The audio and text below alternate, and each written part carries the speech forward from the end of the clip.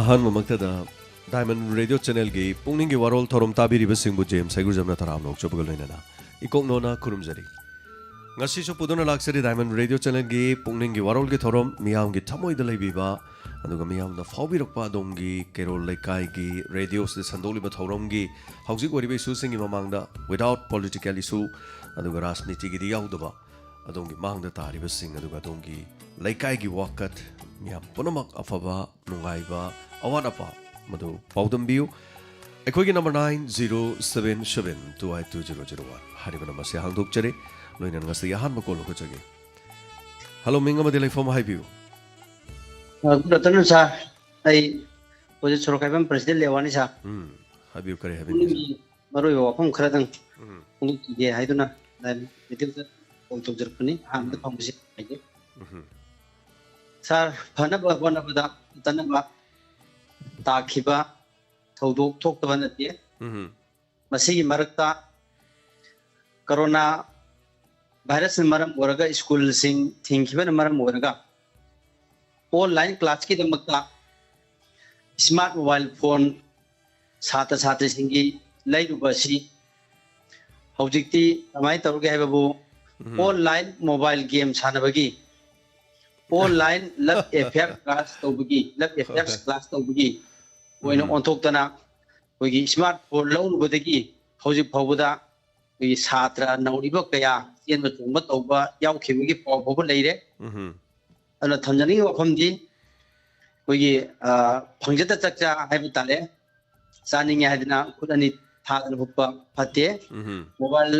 Smart mobile phone असिद कानबा याबा नोक्सिन ज्ञान तानबा याबा इंथोकना पुनमक पृथ्वी की knowledge पुनमक सी ओजा पुनमक सी मोबाइल दे याव हाइजरिबा मरमदुना ऑनलाइन सु कोई फजना तौदबा स्कूल सु यावदबा नते मरमदुना हौजिकसी फग्रबा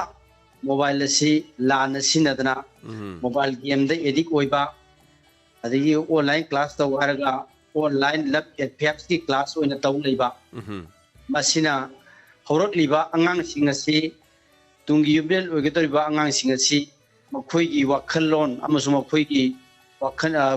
Tungi पंथुंगजी करोमदा चक्कदोरिबनो खल्लुबदा थासाय मरमदना mobile पाइबिरिबा इचाइसु Kwai Punamana mobile gi fattaba su yamna lai fattaba impact mayama ma huji pirakle maramaduna mamam pa woriba kaya singna mobile bu control tawdragadi akoi corona virus si yam kuina laigita bu mali vaccine puthokti banina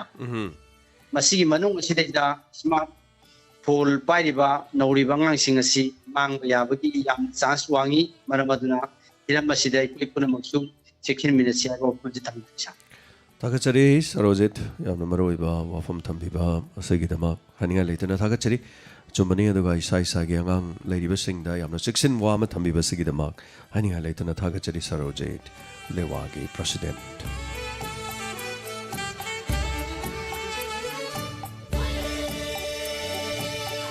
Aikogi number season abio 9077 282001.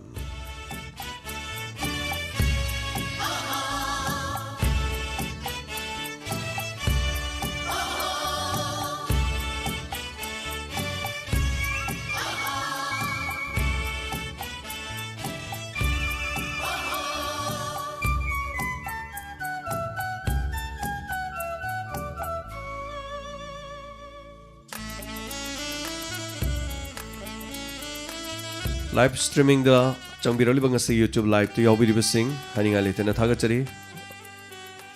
tormasida call to biduna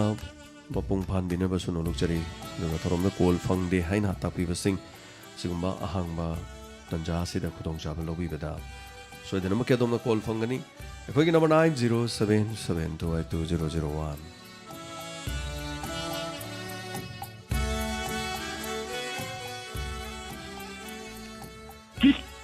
Hello, Minga Madele from Highview.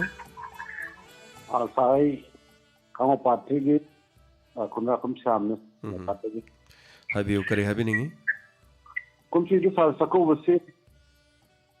Karikta tukta ma, itu kabata juga tara tere tuk malat pada. ꯑꯩꯈꯣꯏꯒꯤ ꯁꯥꯒꯩꯒꯅ ꯑꯩꯈꯣꯏꯗꯤ ꯁꯥꯒꯩꯁꯤ ꯈꯔ ꯆꯥꯎꯋꯦ ꯑꯗꯨꯅ ꯅꯤꯉꯣꯜ 64 ꯃꯥꯟꯁꯥ ꯀꯧꯖꯕꯅꯦ ꯑꯩꯈꯣꯏ ꯍꯤꯡꯒꯣꯜꯒꯤ ꯑꯣꯏꯅ ꯑꯗꯨꯕꯨ ꯏꯆꯦꯜꯁꯤꯡ ꯑꯗꯨ ꯎꯅꯕꯒꯤ ꯈꯨꯗꯣꯡꯆꯥꯕꯕꯨꯗꯤ ꯐꯪꯖꯩ ꯑꯗꯨꯕꯨ ꯉꯁꯥꯏꯒꯤ ꯀꯔꯤ ꯍꯥꯏꯇꯥꯔꯦ ꯍꯧꯖꯤꯛ ꯂꯩꯔꯤꯕ ꯂꯧꯁꯤꯡꯒꯤ ꯃꯇꯝ ꯑꯣꯏꯕ ꯑꯃꯗꯤ ꯑꯩꯈꯣꯏꯒꯤ ꯂꯥꯏꯅꯥ ꯑꯁꯤꯅ ꯃꯔꯝ ꯑꯣꯏꯔꯒ ꯃꯅꯤꯡ ꯇꯝꯅ ꯂꯥꯛꯄꯒꯤ ꯈꯨꯗꯣꯡꯆꯥꯕꯁꯨ ꯃꯣꯏꯗ ꯂꯩꯇ꯭ꯔꯦ ꯑꯩꯈꯣꯏꯅꯁꯨ ꯍꯔꯥꯎ ꯇꯌꯥꯝꯅ ꯇꯧꯖꯅꯤꯡꯕ ꯃꯈꯣꯏꯗ ꯑꯉꯝꯕ ꯈꯔ ꯀꯠꯆꯅꯤꯡꯕꯁꯨ ꯃꯅꯤꯡ ꯊꯨꯡꯈꯤꯗ꯭ꯔꯦ ꯄ꯭ꯔꯣꯕ꯭ꯂꯦꯝꯁꯤ ꯑꯩꯈꯣꯏ ꯃꯅꯤꯄꯨꯔꯗ ꯃꯐꯝ ꯈꯨꯗꯤꯡꯃꯛꯇꯁꯨ ꯑꯩꯈꯣꯏ ꯊꯣꯛꯂꯝꯕ ꯌꯥꯏ ꯑꯗꯨꯕꯨ ꯊꯣꯛꯇꯅꯕ ꯂꯥꯏꯅꯥꯁꯤ ꯈꯤꯇꯪ ꯊꯨꯅ ꯃꯨꯠꯈꯤꯅꯕꯒꯤꯗꯃꯛ ꯑꯩꯒꯤ ꯃꯥꯏꯀꯩꯗꯒꯤ ꯑꯩꯈꯣꯏ ꯁꯣꯁꯤꯌꯦꯜ ꯗꯤꯁꯇꯦꯟꯁꯤꯡ ꯇꯧꯕ ꯑꯗꯨꯒ ꯑꯩꯈꯣꯏ ꯍꯦꯜꯊ ꯁꯦꯅꯤꯇꯥꯏꯖꯔ ꯁꯤꯖꯤꯟꯅꯕ ꯑꯗꯒꯤ ꯁꯥꯄꯣꯟ ꯁꯤꯖꯤꯟꯅꯗꯨꯅ ꯈꯨꯠ ꯁꯥ ꯇꯣꯏꯅ ꯇꯥꯛꯄ ꯁꯤꯒꯤ ꯄꯥꯎꯖꯦꯜꯁꯤꯃ ꯀꯥꯏꯃꯟꯅꯁꯤꯡꯒꯤ ꯃꯥꯏꯀꯩꯗꯒꯤ ꯃꯤꯌꯥꯝꯗ ꯑꯩꯅ ꯊꯝꯖꯅꯤꯡꯉꯤ ꯍꯥꯏꯔꯒ ꯁꯨꯝ ꯇꯦꯟꯁꯤꯟꯖꯔꯒꯦ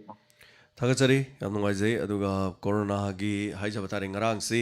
ꯅꯕꯦꯝꯕꯔꯒꯤ ꯇꯥꯡ 13ꯁꯤ ꯀꯣꯔꯣꯅꯥꯒꯤ ꯏꯍꯥꯟ ꯍꯥꯟꯅ ꯁꯥꯐꯣꯡꯂꯛꯈꯤꯕ ꯅꯨꯃꯤꯠꯇꯨꯅꯤ ꯑꯗꯨꯅ ꯌꯥꯝ ꯅꯣꯛꯅꯤꯡꯕ ꯍꯥꯏꯒꯗ꯭ꯔꯥ ꯁꯣꯁꯤꯌꯦꯜ ꯃꯦꯗꯤꯌꯥꯗ ꯀꯣꯔꯣꯅꯥꯒꯤ ꯍꯦꯄꯤ ꯕꯔꯊꯗꯦ ꯀꯣꯔꯣꯅꯥ ꯀꯥꯏꯅ ꯃꯌꯥꯝꯁꯤ ꯌꯥꯝ ꯇꯧꯅꯩ ꯉꯔꯥꯡꯁꯤ ꯀꯣꯔꯣꯅꯥꯁꯤ ꯆꯍꯤ ꯑꯃ ꯐꯥꯔꯛꯄꯒꯤ ꯉꯔꯥꯡ ꯅꯨꯃꯤꯠꯁꯤꯗꯅꯤ ꯀꯣꯔꯣꯅꯥꯁꯤ ꯏꯍꯥꯟ ꯍꯥꯟꯅ ꯄ꯭ꯔꯤꯊꯤꯕꯤꯗ ꯃꯁꯛ ꯇꯥꯛꯈꯤꯕ ꯍꯥꯏꯇꯥꯔꯦ ꯆꯍꯤ ꯑꯃ ꯐꯥꯔꯦ ꯑꯗꯨꯅ ꯆꯍꯤ ꯑꯃ ꯐꯥꯔꯕꯅꯤꯅ ꯌꯥꯔꯦ ꯆꯍꯤ ꯑꯃ ꯐꯥꯔꯕꯅꯤ ꯆꯠꯄꯤꯈ꯭ꯔꯣ ꯁꯤꯅꯤ ꯃꯌꯥꯝꯒꯤ ꯋꯥꯗꯤ ꯑꯗꯨꯅ ꯍꯦꯄꯤ ꯕꯔꯊꯗꯦ ꯀꯣꯔꯣꯅꯥ ꯆꯍꯤ ꯑꯃ ꯐꯥꯔꯦ ꯅꯍꯥꯛ ꯆꯠꯈ꯭ꯔꯣ ꯀꯥꯏꯅ ꯍꯥꯏꯕꯁꯤ ꯉꯔꯥꯡ ꯌꯥꯝ ꯇꯧꯏ ꯁꯣ ꯑꯦꯅꯤꯋꯦ ꯑꯃ ꯑꯣꯏꯔꯦ ꯑꯗꯨꯒ ꯃꯁꯤ ꯂꯥꯏꯅꯥꯁꯤꯅ ꯃꯥꯂꯦꯝꯒꯤ ꯑꯣꯏꯅ ꯍꯦꯟꯒꯠꯂꯤ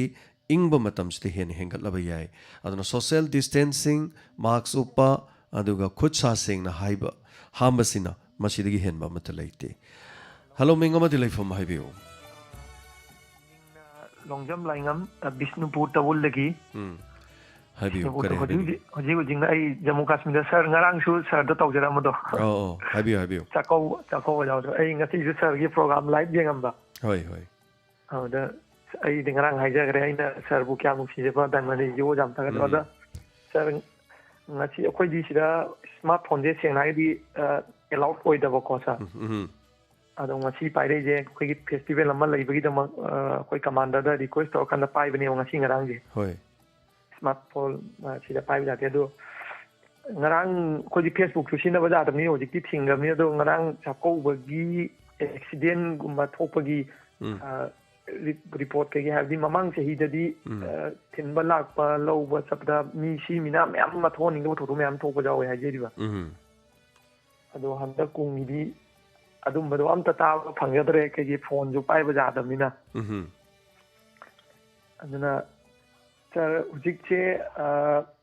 ꯃꯅꯤꯄꯨꯔꯗ ꯑꯩꯈꯣꯏꯒꯤ ꯀꯣꯔꯣꯅꯥ ꯚꯥꯏꯔꯁꯀꯤ ꯑꯣꯏꯔꯤꯕ ꯀꯩꯅꯣꯁꯦ ꯁꯥꯔ ꯑꯩꯈꯣꯏꯒꯤ ꯁꯤꯆꯨꯋꯦꯁꯟ ꯍꯥꯏꯇꯥꯔꯦ ꯁꯥꯔꯅꯁꯨ ꯉꯔꯥꯡ ꯌꯥꯝ ꯐꯖꯅ ꯃꯤꯌꯥꯝꯅ ꯍꯥꯏꯕꯤꯈ꯭ꯔꯦ ꯑꯩꯈꯣꯏꯒꯤ SOP ꯉꯥꯛꯇꯕ ꯑꯗꯒꯤ ꯁꯣꯁꯤꯌꯦꯜ ꯗꯤꯁꯇꯦꯟꯁꯤꯡ ꯂꯩꯇꯕ ꯍꯣꯏ ꯆꯥꯛꯀꯧꯕꯕꯨꯗꯤ ꯆꯥꯛꯀꯧꯕꯅꯤ ꯑꯣꯏꯔꯒꯁꯨ ꯑꯣꯏꯔꯤꯕ ꯂꯥꯏꯅꯥ ꯑꯁꯤꯅꯗꯤ ꯌꯥꯝꯅ ꯍꯧꯖꯤꯛ ꯚꯦꯛꯁꯤꯟꯁꯨ ꯄꯨꯊꯣꯛꯇꯕꯅꯤꯅ ꯍꯥꯏꯖꯔꯤꯕꯅꯤꯅꯀꯣ ꯑꯗꯨꯅ ꯆꯥꯛꯀꯧꯕꯕꯨꯗꯤ ꯍꯣꯏ ꯇꯉꯥꯏꯐꯗꯕ ꯆꯍꯤ ꯑꯃꯗ ꯑꯃꯨꯛꯇꯪ ꯊꯣꯛꯄ ꯇꯥꯡꯅ ꯊꯣꯛꯄ ꯃꯅꯤꯄꯨꯔꯒꯤꯗꯤ ꯐꯖꯕ ꯀꯩꯅꯣꯅꯤ ꯑꯗꯣ ꯑꯩ ꯉꯔꯥꯡꯁꯨ ꯆꯥꯛꯀꯧꯕꯁꯨ ꯌꯥꯎꯗ꯭ꯔꯦ ꯑꯗꯣ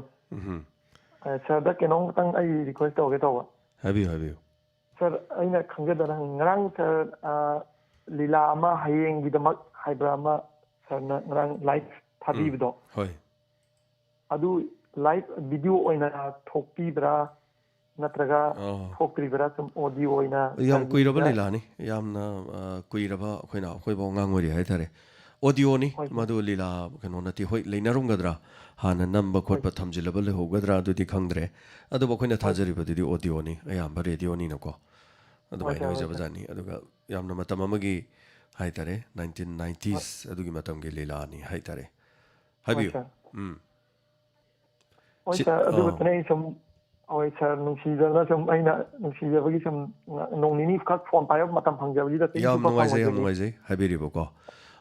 ꯐꯣꯟꯁꯦ ꯉꯁꯤ ꯈꯛ ꯐꯪꯕꯅꯤ ꯍꯌꯦꯡ ꯍꯪꯆꯤꯠꯇꯤ ꯑꯃꯨꯛ ꯐꯪꯉꯔꯣꯏꯗꯣꯏꯅꯤ ꯑꯗꯨꯅ ꯍꯌꯦꯡꯗꯒꯤꯗꯤ ꯖꯝꯄꯥ ꯇꯧꯒꯅꯤ ꯄꯥꯏꯔꯔꯣꯏ ꯍꯥꯏꯕꯗꯤ ꯍꯦꯛ ꯅꯦꯛꯁ ꯏꯌꯔ ꯃꯣꯏ ꯍꯦꯛ ꯑꯣꯔꯗꯔ ꯂꯥꯛꯇ꯭ꯔꯤ ꯐꯥꯎꯕꯗ ꯃꯊꯪꯒꯤ ꯀꯨꯝꯍꯩ ꯍꯔꯥꯎ ꯅꯠꯇ꯭ꯔꯒ ꯃꯣꯏꯅ ꯄꯥꯏꯕ ꯌꯥꯔꯦ ꯍꯥꯏꯔꯛꯄ ꯅꯠꯇ꯭ꯔꯤꯉꯩꯗꯤ ꯍꯥꯏꯇꯥꯔꯦꯅꯦꯀꯣ ꯐꯦꯁꯕꯨꯛꯀꯤ ꯂꯥꯏꯐ ꯇꯥꯏꯝ ꯑꯣꯏꯅ ꯊꯤꯡꯖꯤꯟꯈ꯭ꯔꯦ ꯑꯩꯈꯣꯏꯒꯤ ꯑꯦꯛꯇꯤꯚ ꯁꯥꯔꯚꯤꯁꯀꯤꯗꯤ ꯑꯣꯏꯅ ꯍꯣꯏ ꯑꯣꯟꯂꯤ ꯋꯥꯠꯁꯑꯞ ꯈꯛꯇꯅꯤ ꯑꯗꯨꯒ ꯁ꯭ꯃꯥꯔꯠ ꯐꯣꯟꯁꯨ ꯍꯧꯖꯤꯛ ꯊꯤꯡꯖꯤꯟꯈ꯭ꯔꯦ ꯄꯥꯏꯕ ꯌꯥꯗꯕ ꯌꯥꯝ ꯑꯋꯥꯕ ꯑꯃ ꯑꯣꯏ ꯌꯨꯝꯗ ꯄꯥꯎ ꯐꯥꯎꯅ ꯉꯝꯗꯕ ꯑꯗꯒꯤ ꯌꯦꯡꯅꯤꯡꯕ ꯁꯥꯔꯒꯤ ꯄꯥꯝꯖꯕ ꯑꯩꯒꯤ ꯐꯦꯚꯣꯔꯥꯏꯠ ꯆꯦꯅꯦꯜꯁꯨ ꯌꯦꯡꯕ ꯐꯪꯗꯕ ꯍꯥꯏꯇꯥꯔꯦ ꯍꯣꯏ ꯍꯣꯏ ꯌꯥꯝ ꯅꯨꯡꯉꯥꯏꯇꯦ ꯑꯗꯣ ꯅꯣꯡ ꯅꯤನಿꯒ ꯐꯪꯕꯁꯤꯗ ꯑꯩꯅ ꯁꯥꯔꯒꯤ ꯆꯦꯅꯦꯜꯁꯦ ꯑꯗꯨꯝ ꯌꯦꯡꯖꯕ ꯍꯥꯏꯇꯥꯔꯦ ꯑꯣꯀꯦ ꯑꯗꯣ ꯑꯦꯅꯤꯋꯦ ꯍꯌꯦꯡ ꯑꯃꯨꯛ ꯊꯕꯛ ꯂꯣꯏꯔꯒ ꯄꯥꯏꯕ ꯌꯥꯔꯦ ꯍꯥꯏꯕ ꯃꯇꯝꯗꯨꯗ ꯑꯃꯨꯛ ꯁꯣꯏꯗꯅ ꯑꯃꯨꯛ ꯌꯦꯡꯕꯤꯌꯨ ꯌꯥꯝ ꯅꯨꯡꯉꯥꯏꯖꯩ ꯉꯁꯤ ꯏꯅꯥꯎꯒꯤ ꯈꯣꯟꯖꯦꯜ ꯇꯥꯍꯟꯕꯤꯔꯛꯄ ꯑꯁꯤꯒꯤꯗꯃꯛ ꯍꯥꯏꯅꯤꯡꯉꯥꯏ ꯂꯩꯇꯅ ꯊꯥꯒꯠꯆꯔꯤ ꯌꯥꯝꯅ ꯅꯥꯗ ꯌꯦꯛꯇꯅ ꯑꯗꯨꯒ ꯃꯥꯏ ꯄꯥꯛꯅ ꯍꯥꯏꯇꯥꯔꯦꯀꯣ ꯂꯩꯕꯤꯌꯨ ꯊꯥꯒꯠꯆꯔꯤ ꯍꯥꯟꯅ ꯊꯧꯔꯝꯁꯤꯗ ꯁꯔꯨꯛ ꯌꯥꯕꯤꯔꯛꯄ ꯃꯊꯪꯒꯤ ꯀꯣꯂꯔ ꯑꯃꯗ ꯑꯃꯨꯛ ꯈꯨꯗꯣꯡꯆꯥꯕ ꯄꯤꯖꯔꯤ ꯑꯩꯈꯣꯏꯒꯤ ꯅꯝꯕꯔ 9077282001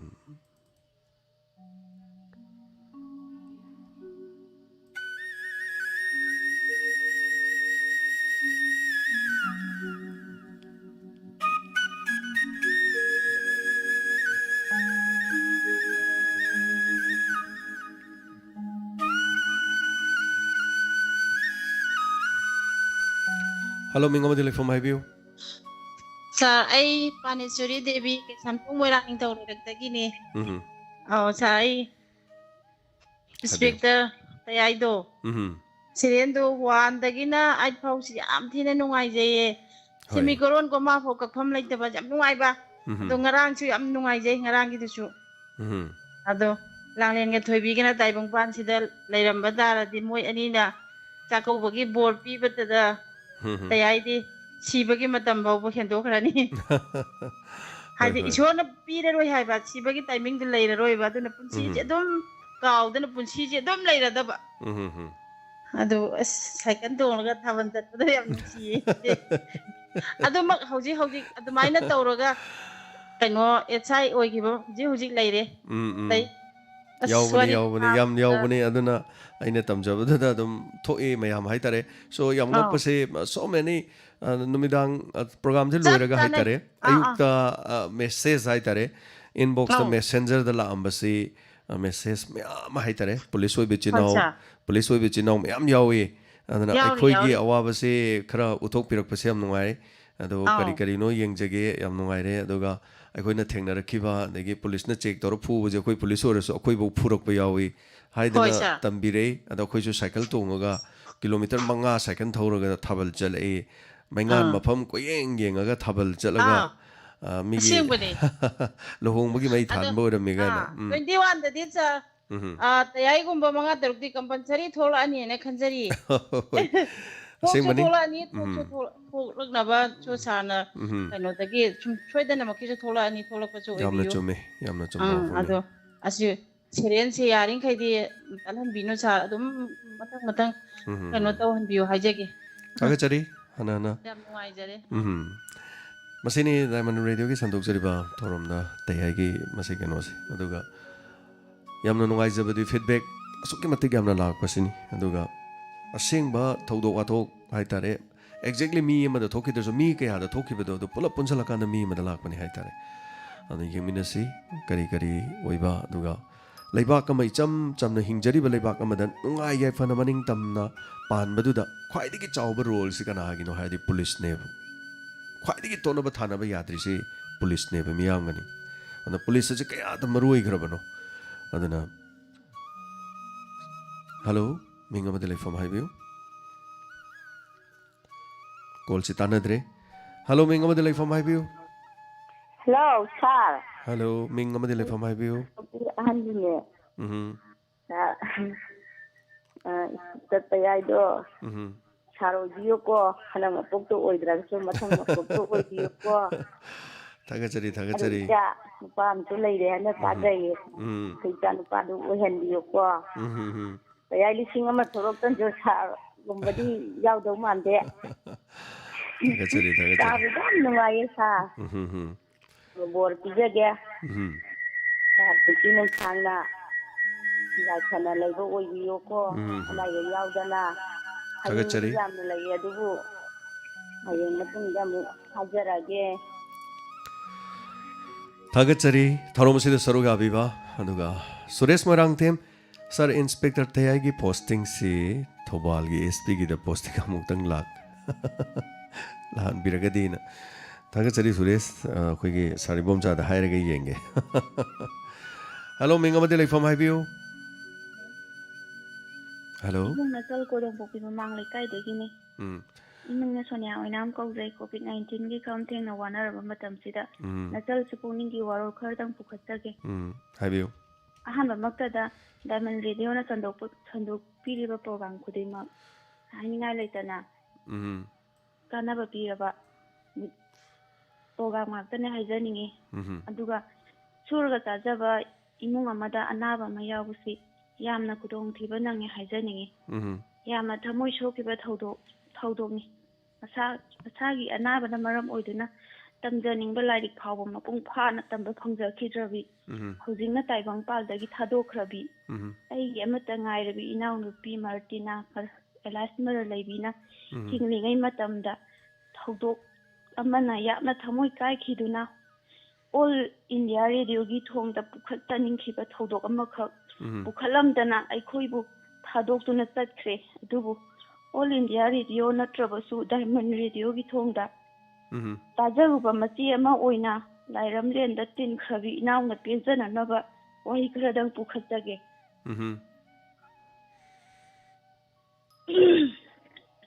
हौजिक फावबगी ओइना नारिबा अनाबा सिगे हिदा पुथोकपा ngamdriba चारिबा हिदा गुली सिंगसु साइड इफेक्ट लेबना मचागी पार्ट खुदिमक सोचिलदुना किडनी डायलिसिस हंजिन तौखरबा हॉस्पिटल द तोइना चट्रबा याद्रबा अनाबा अमदा हॉस्पिटल द मचा नाना लेदुना तमजरबा थमोय कयादा लौनम तौदुना मतेंग पांगबीगे हाइदुना कोइन इनादुना अमदी युमदा फावबा हंजिन लाक्तुना चंगदबा चे चांग खुदिमक अमदी मसागी येंगिबा डॉक्टर की साइन फावबा लौहमदुना सिनखरबा सेल फावबा मदुदा ताननबनी हाइदुना सेल फावबा लौखरबा मतु करिसु होय माय हाइदुना लैखरबदा लैखिद्रबी इनाउ नुपीना थमोय काइखिबा मिलुगी पिरांग कंखिदबा थौदुसिता सोलमलबा निसिंदुना ता लैरमलबा होय चुमी अनाबा खुदिमक सरकारगी कानाबा फंगो ओइरमलोय अदुबु माइपुनना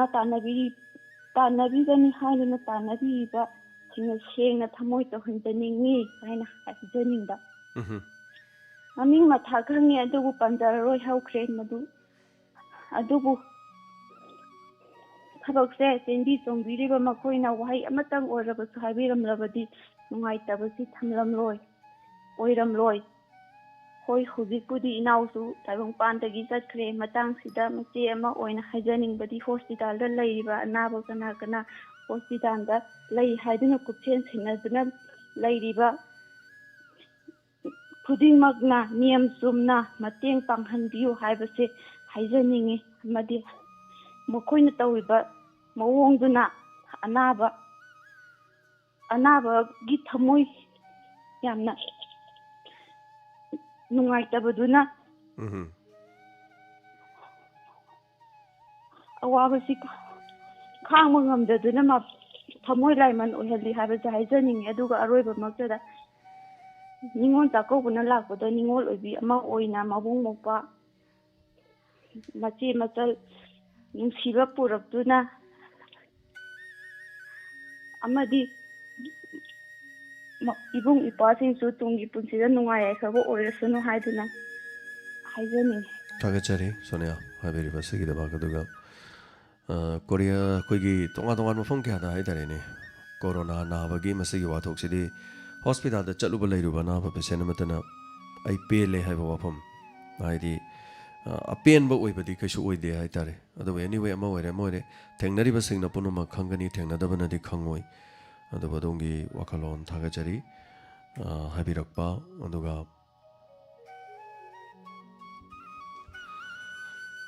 खुराइजम तोंबा इंस्पेक्टर तयागी एक्शन खरा हेलनबियो ताकपिरे रोमांटिक अमदी कॉमेडी खरा याहोनबिनो न ताकपिरे पुंसीदा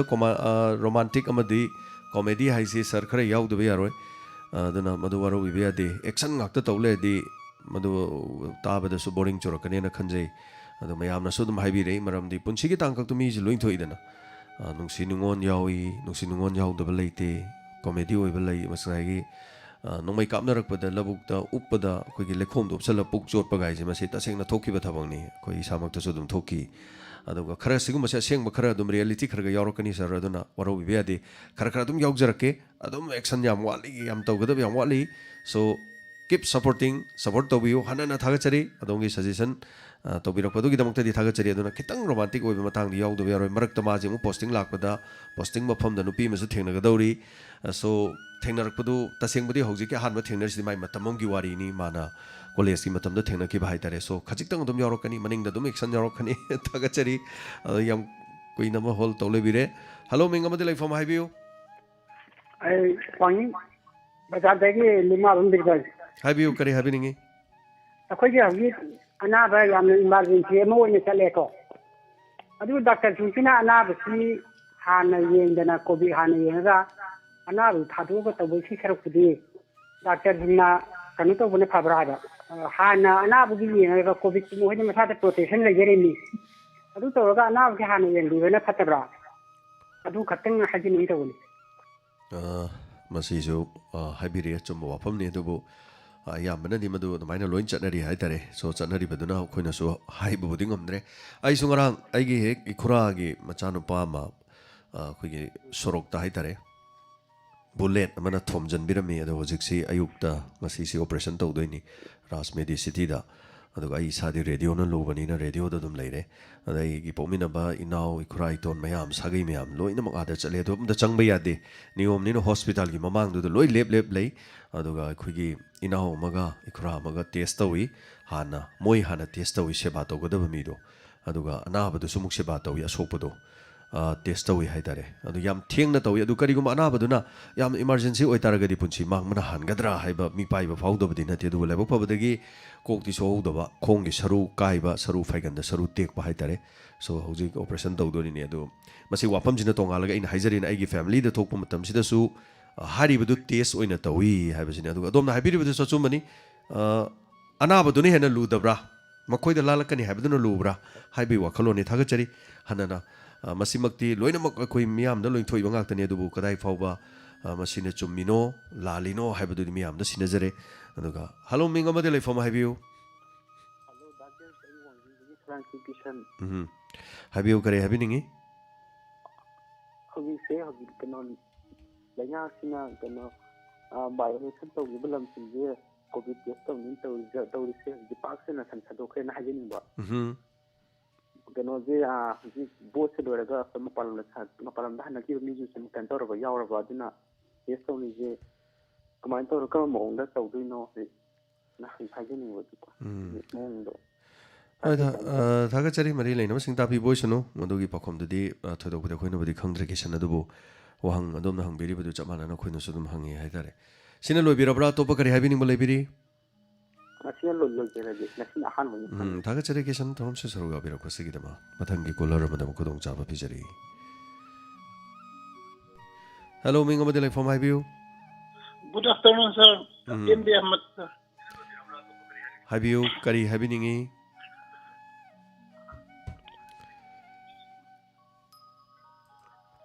hello sir ming like from highview Ahmad Base Lilong Holiday Makhale kai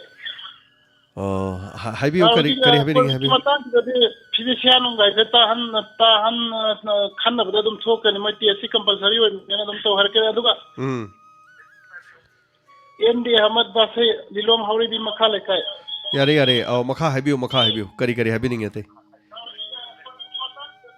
adom YouTube ta taba male YouTube ta taraga leiba male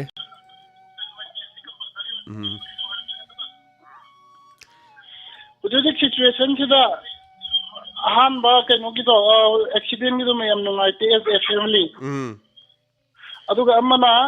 keno ke hujike khoge bullet ki matang si am nungai sabam na khoge hujike silencer hapaga thauri ba doga kaisu lai tabanga no thauba si speaking si am nungai te masi khoi thauri ba meeting kina ayam ba section mam thoi si ki wafam si ka thonduk tani mane sir thagachari basir habirok pasigi namak section wahai thambirok pai tare thank you so much for the calling and joining mathangi program asigi namak caller ma mulu khudong chaba pijage khoi number 9077282001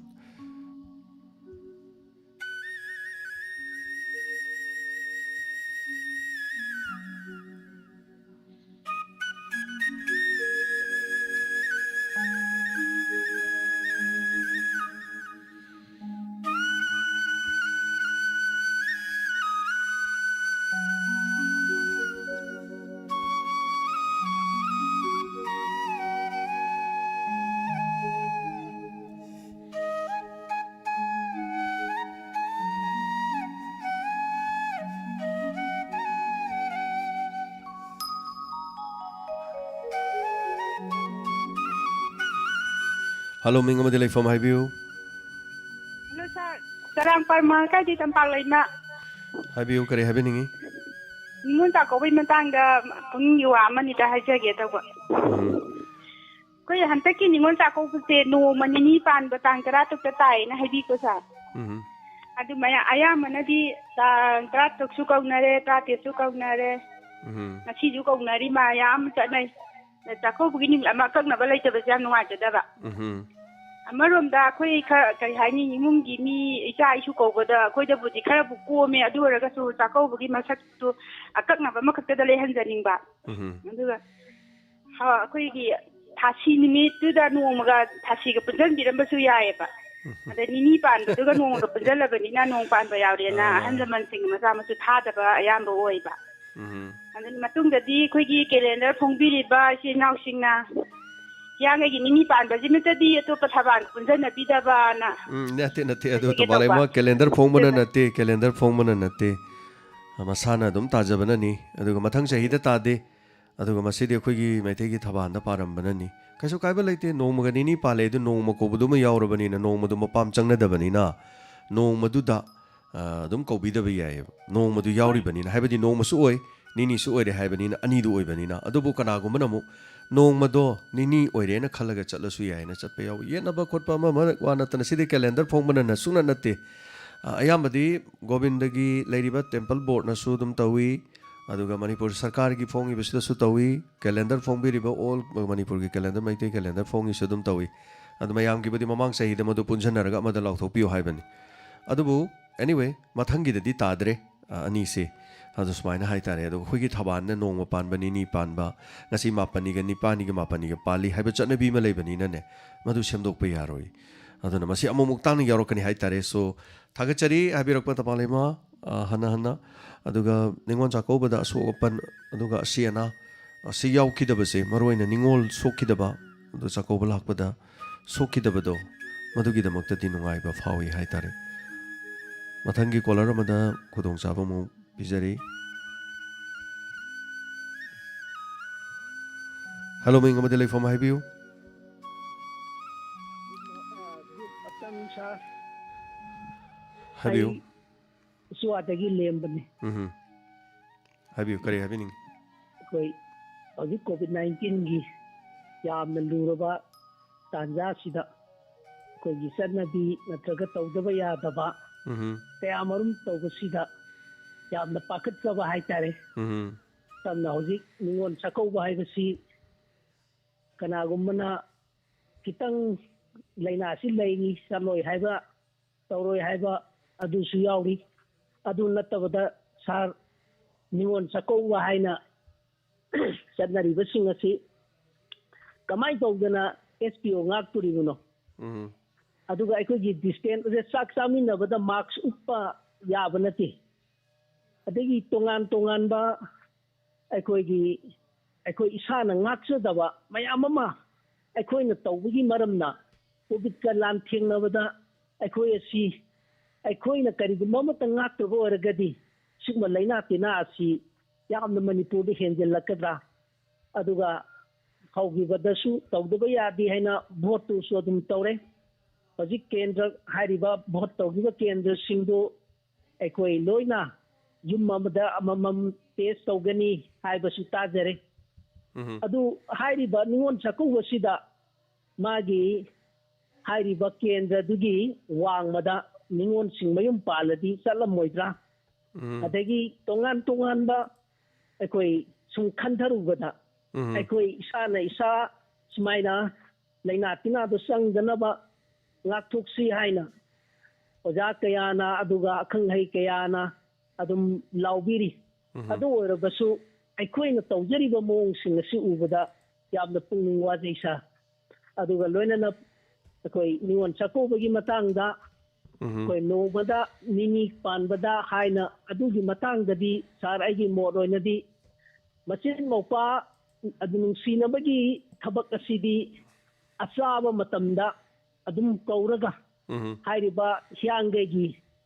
mangani pangera nipani pangera asaba matamda kaubiraga sumaina nungsi sanana adugumba ꯊꯧꯔꯝ ꯑꯁꯤ ꯄꯥꯡꯊꯣꯛꯄꯗ ꯊꯣꯏꯗꯣꯛꯅ ꯀꯥꯏꯕ ꯂꯩꯇꯕ꯭ꯔꯥ ꯍꯥꯏꯅ ꯑꯩ ꯈꯟꯖꯩ ꯃꯔꯝꯗꯤ ꯅꯨꯃꯤꯠ ꯑꯃꯈꯛꯇꯗ ꯇꯥꯍꯜꯂꯒ ꯃꯗꯨꯗ ꯑꯃꯅ ꯆꯠꯅꯅꯕ ꯑꯃꯅ ꯂꯥꯛꯅꯅꯕ ꯍꯣꯠꯅꯕꯗ ꯂꯝꯕꯤ ꯊꯣꯡꯗꯒꯤ ꯑꯗꯨꯒ ꯇꯣꯉꯥꯟ ꯇꯣꯉꯥꯟꯕ ꯍꯤꯔꯝ ꯀꯌꯥꯗ ꯌꯥꯝꯅ ꯃꯄꯨꯡ ꯐꯥꯗꯕꯒꯨꯝꯅ ꯇꯥꯍꯥꯕꯒꯨꯝꯅ ꯇꯧꯕꯗꯨ ꯑꯩꯒꯤꯗꯤ ꯅꯨꯃꯤꯠ 4-5ꯅꯤ ꯑꯣꯏꯁꯅꯨ ꯑꯆꯥꯕ ꯃꯇꯝꯗ ꯀꯧꯅꯔꯒ ꯒ꯭ꯌꯥꯟ ꯇꯥꯅ ꯑꯗꯨꯃꯥꯏꯅ ꯇꯧꯕꯁꯤ ꯐꯒꯗ꯭ꯔꯥ ꯍꯥꯏꯕꯒꯤ ꯋꯥꯈꯜꯗ ꯑꯩ ꯌꯥꯝ ꯅꯨꯡꯉꯥꯏꯖꯩ ꯊꯧꯔꯝꯁꯤꯗ ꯁꯔꯨꯛ ꯌꯥꯕꯤꯔꯛꯄ ꯃꯤꯅꯤꯠ 3ꯒꯨꯝꯕ ꯑꯩ ꯄꯤꯖꯔꯦ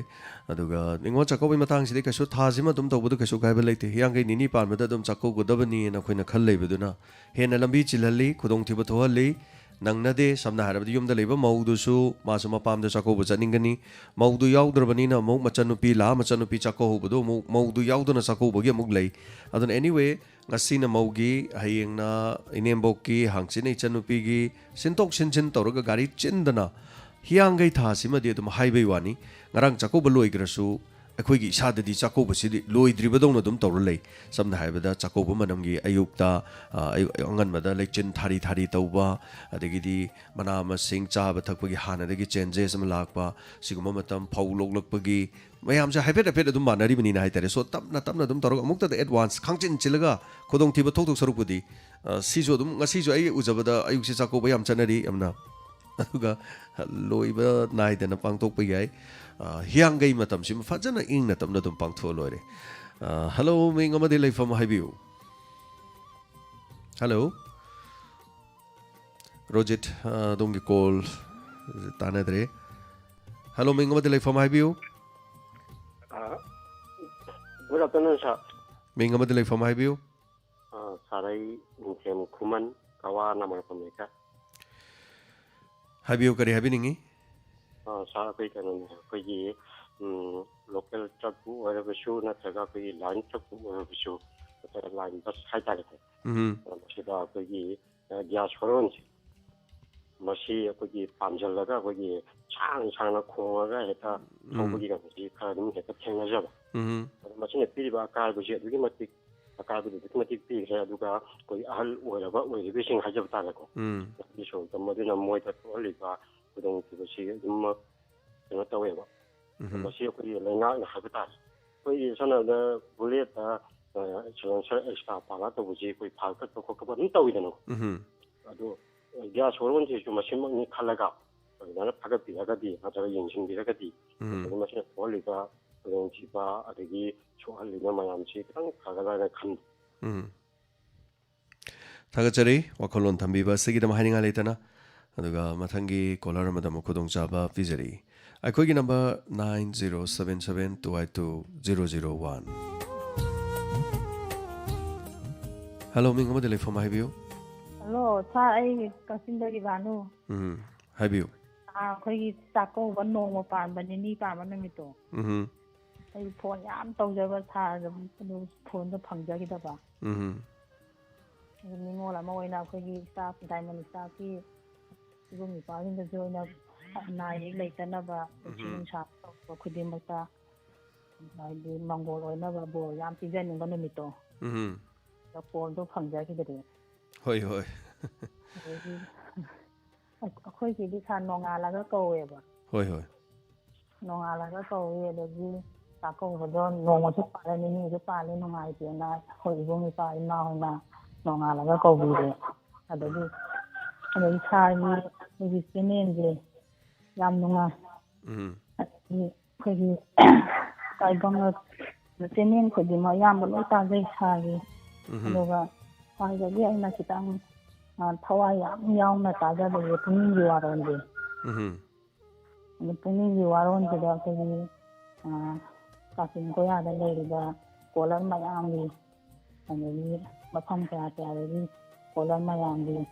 Hadira from Mayam to go, they come the Bakaya, I do some more, the Mokshan of Mayam Yauze. Maru in a pretty the Yam, Badum, come the Bakayama, the Kayama, and Mayam, no late Mayam comes from Mayam Mokshan the River. Pretty. Diamond dinner, Peggy Sagi, diamond dinner, Hambi, Hambi, Padavi, Peggy Awana, Layamba, and I, ꯀꯌꯥꯝꯗ ꯃꯇꯦꯡ ꯄꯥꯡꯕ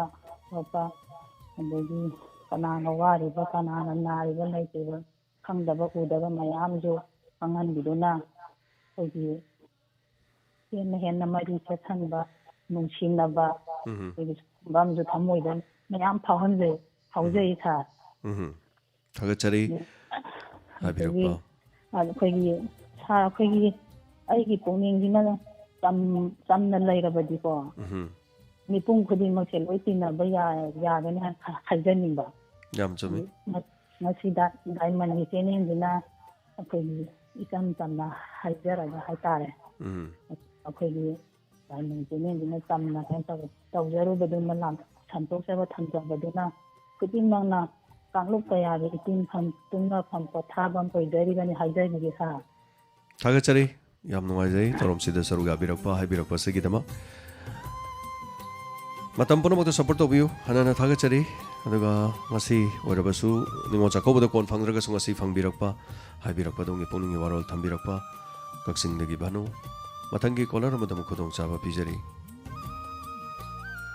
hello ꯃꯤꯡ ꯑꯃꯗꯤ ꯂꯩꯐꯝ ꯍꯥꯏꯕꯤꯌꯨ hello ꯁꯥꯔ ꯑꯩ ꯆꯔꯥꯡꯄꯥꯠꯇꯒꯤ ꯁꯣꯔꯣꯛꯈꯥꯏꯕꯝ ꯁꯕꯤꯇꯥꯅꯤ ꯁꯥꯔ ꯍꯥꯏꯕꯤꯌꯨ ꯀꯔꯤ ꯍꯥꯏꯕꯤꯅꯤꯡꯉꯤ ꯍꯧꯖꯤꯛ ꯃꯃꯥꯡꯗ ꯑꯩꯈꯣꯏꯒꯤ ꯆꯔꯥꯡꯄꯥꯠꯇꯒꯤ ꯏꯆꯤꯜ ꯏꯅꯥꯎ ꯑꯃꯅ ꯅꯣꯡꯃꯒ ꯅꯤꯅꯤ ꯄꯥꯟꯕ ꯆꯥꯛꯀꯧꯕ ꯇꯥꯕꯁꯤ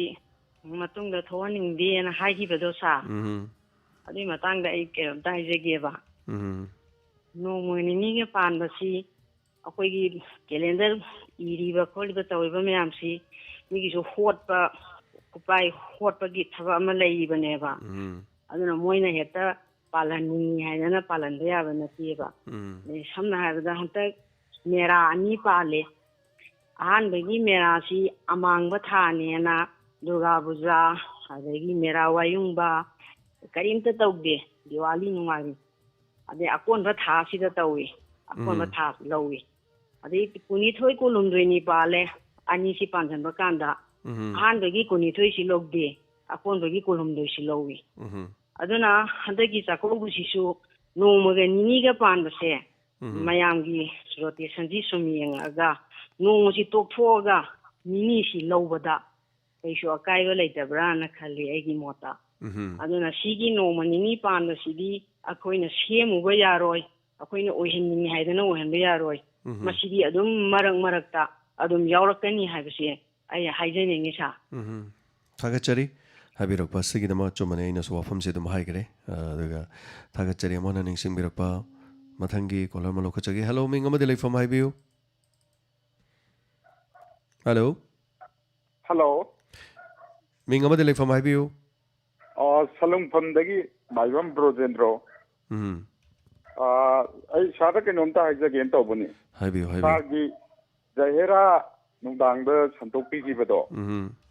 ꯑꯗꯨꯃꯥꯏꯅ ꯈꯨꯗꯣꯜꯁꯨ ꯁꯟꯇꯣꯛꯄꯤꯕꯗ ꯁꯥꯔ ꯀꯔꯤ ꯑꯀꯥꯏꯕ ꯂꯩꯕꯒꯦ ꯑꯗꯨꯝꯇ ꯈꯨꯗꯣꯜꯗꯣ ꯑꯝꯇ ꯁꯟꯇꯣꯛꯄꯤꯔꯣ ꯍꯥꯏꯖꯒꯦꯅ ꯇꯧꯖꯕꯅꯤ ꯃꯁꯤ ꯑꯌꯥꯕ ꯂꯧꯕ ꯑꯏꯕ ꯔꯥꯏꯇꯔꯗꯨꯗꯒꯤ ꯑꯌꯥꯕ ꯂꯧꯕ ꯑꯃꯁꯨ ꯆꯪꯉꯤ ꯑꯗꯨꯒ ꯃꯇꯝꯒꯤ ꯃꯇꯨꯡ ꯏꯟꯅ ꯌꯦꯡꯖꯔꯛꯀꯦ ꯑꯗꯨꯒ ꯑꯌꯥꯕ ꯂꯩꯔꯒꯗꯤ ꯑꯗꯨꯝꯕ ꯑꯩꯈꯣꯏꯁꯨ ꯍꯣꯠꯅꯖꯔꯛꯀꯦ ꯍꯥꯏꯕ ꯋꯥꯐꯝꯁꯦ ꯊꯝꯖꯒꯦ ꯑꯗꯨꯗꯤ ꯁꯤꯅ ꯂꯣꯏꯕꯤꯔꯕ꯭ꯔꯥ ꯑꯇꯣꯞꯄ ꯀꯔꯤ ꯍꯥꯏꯕꯤꯅꯤꯡꯕ ꯂꯩꯕꯤꯔꯤ ꯊꯦꯡꯛꯌꯨ ꯁꯥꯔ ꯊꯦꯡꯛꯌꯨ ꯑꯗꯨꯝꯇꯪ ꯃꯌꯥꯝ ꯊꯥꯒꯠꯆꯔꯤ ꯍꯟꯅ ꯊꯥꯒꯠꯆꯔꯤ ꯊꯧꯔꯝꯁꯤꯗ ꯁꯔꯨꯛ ꯌꯥꯕꯤꯔꯛꯄ ꯑꯁꯤꯒꯤꯗꯃꯛ ꯍꯜꯂꯣ ꯃꯤꯡ ꯑꯃꯗꯤ ꯂꯩꯐꯝ ꯍꯥꯏꯕꯤꯌꯨ ꯇꯝꯕꯣꯏ ꯇꯧꯖꯔꯛꯏꯁꯦ ꯕꯥꯃꯣꯟ ꯀꯝꯄꯣ ꯀꯝꯃ꯭ꯌꯨꯅꯤꯇꯤꯒꯤ ꯅꯣꯡꯊꯣꯝꯕꯝ ꯄꯥꯌꯦꯜ ꯄꯥꯌꯜ ꯀꯔꯤ ꯍꯥꯏꯕꯤꯅꯤꯡꯉꯤ ꯇꯥꯃꯣ ꯋꯥꯐꯝ ꯍꯥꯏꯖꯒꯦ ꯍꯧꯖꯤꯛꯁꯦ ꯅꯤꯡꯉꯣꯜ ꯆꯥꯛꯀꯧꯕꯗꯤ ꯍꯣꯏ ꯉꯔꯥꯡꯁꯨ ꯅꯍꯥꯟꯁꯨ ꯑꯣꯏꯔꯦꯀꯣ ꯑꯗꯣ ꯁꯤꯗꯩꯁꯤꯗ ꯑꯩꯈꯣꯏ ꯑꯉꯥꯡ ꯃꯌꯥꯝꯁꯤꯅ ꯕꯣꯝꯕ꯭ꯂꯥꯁꯦ ꯊꯥꯕꯗꯤ ꯍꯧꯖꯤꯛ ꯐꯥꯎꯕꯁꯦ ꯂꯦꯞꯇ꯭ꯔꯤ ꯑꯗꯨꯒ ꯑꯍꯤꯡ ꯑꯩꯈꯣꯏ ꯃꯤ ꯈꯔ ꯇꯨꯝꯅꯕ ꯍꯧꯔꯛꯄ ꯃꯇꯝꯗ ꯍꯦꯛꯇ ꯑꯁꯣꯟ ꯑꯅꯥ ꯌꯦꯡꯗ ꯂꯩ ꯂꯩꯇꯦ ꯈꯪꯗꯦ ꯍꯦꯛꯇ ꯕꯪ ꯍꯦꯛꯇ ꯊꯥꯕ ꯑꯗꯒꯤ ꯑꯃꯨꯛ ꯑꯗꯨꯁꯨ ꯂꯩꯔꯦ ꯑꯗꯨꯒ ꯑꯃꯅ ꯑꯩꯈꯣꯏꯒꯤ ꯁꯣꯔꯣꯛ ꯂꯝꯖꯥꯎꯗ ꯇꯥꯃꯣ ꯑꯩꯈꯣꯏ ꯍꯨꯏꯒ ꯀꯨꯜꯂ ꯂꯩꯔꯝꯕꯁꯦ ꯁꯤꯗꯩꯁꯤꯗ ꯑꯩꯈꯣꯏꯒ ꯑꯉꯥꯡꯈꯩꯁꯤꯗ ꯕꯣꯝꯕ꯭ꯂꯥꯁꯦ ꯊꯥꯖꯤꯜꯂꯛꯑꯦ ꯍꯨꯏꯁꯤꯗ ꯍꯦꯛ ꯂꯪꯁꯤꯟꯕꯒꯨꯝꯕ ꯁꯨꯃꯥꯏꯅ ꯇꯧꯒꯜꯂꯦꯕ ꯑꯗ ꯑꯩꯈꯣꯏꯒꯤ ꯍꯨꯏꯗꯨꯒꯤ ꯃꯅꯥꯛꯇ ꯆꯠꯂꯤꯕ ꯏꯆꯤꯜ ꯏꯅꯥꯎ ꯃꯌꯥꯝ ꯑꯃꯁꯨ ꯆꯠꯂꯤꯅꯤ ꯍꯨꯏꯗꯨꯒꯤ ꯃꯅꯥꯛꯇ ꯑꯗꯨꯅ ꯍꯨꯏꯗꯨꯅ ꯍꯦꯛ ꯕꯣꯝꯕ꯭ꯂꯥꯗ ꯍꯦꯛ ꯂꯪꯁꯤꯜꯂꯛꯄꯗ ꯈꯪꯉ ꯍꯦꯛ ꯆꯦꯜꯂꯛꯄꯒꯨꯝꯗ ꯑꯩꯈꯣꯏꯒꯤ ꯃꯤꯗꯨꯗ ꯍꯦꯛꯇ ꯁꯣꯛꯄ ꯋꯥꯏꯁꯟꯕꯒꯨꯝꯕ ꯇꯧꯋꯦꯕ ꯁꯤꯁꯦ ꯌꯥꯔꯒꯗꯤ ꯑꯩꯈꯣꯏ ꯃꯥꯒꯤ ꯑꯩꯈꯣꯏꯒꯤ ꯄꯦꯔꯦꯟꯁꯁꯤꯡꯁꯤꯅ ꯈꯔ ꯑꯉꯥꯡꯈꯩꯁꯦ ꯑꯗꯨꯃꯥꯏꯅ ꯇꯧꯕꯁꯦ ꯈꯔ ꯌꯦꯡꯁꯤꯟꯍꯟꯅꯤꯡꯉꯦ थागतचरी ममा मपागे अब लेबदुन बोम्बला थारिनी बमला थाबसी फति फते हजिक जाथिंग बसु लेरिबनी योन बसु थिंगी थाबसु थिंगी अदुबु पायल थानरी तौरीसे ngara nahanju बमला थाबदगी हल हनुबी हाइतारे मसाना पाखतपा हाइगद्रा को हाइपरटेंशन गुम लेरदी लेखिदबसु यावेना पाव अमसु लै थागतचरी पायल थोरमसे सरो याबिरकपा सिगिदमा मथंगे कॉलरदा खुदोंचाबा मु पिजरी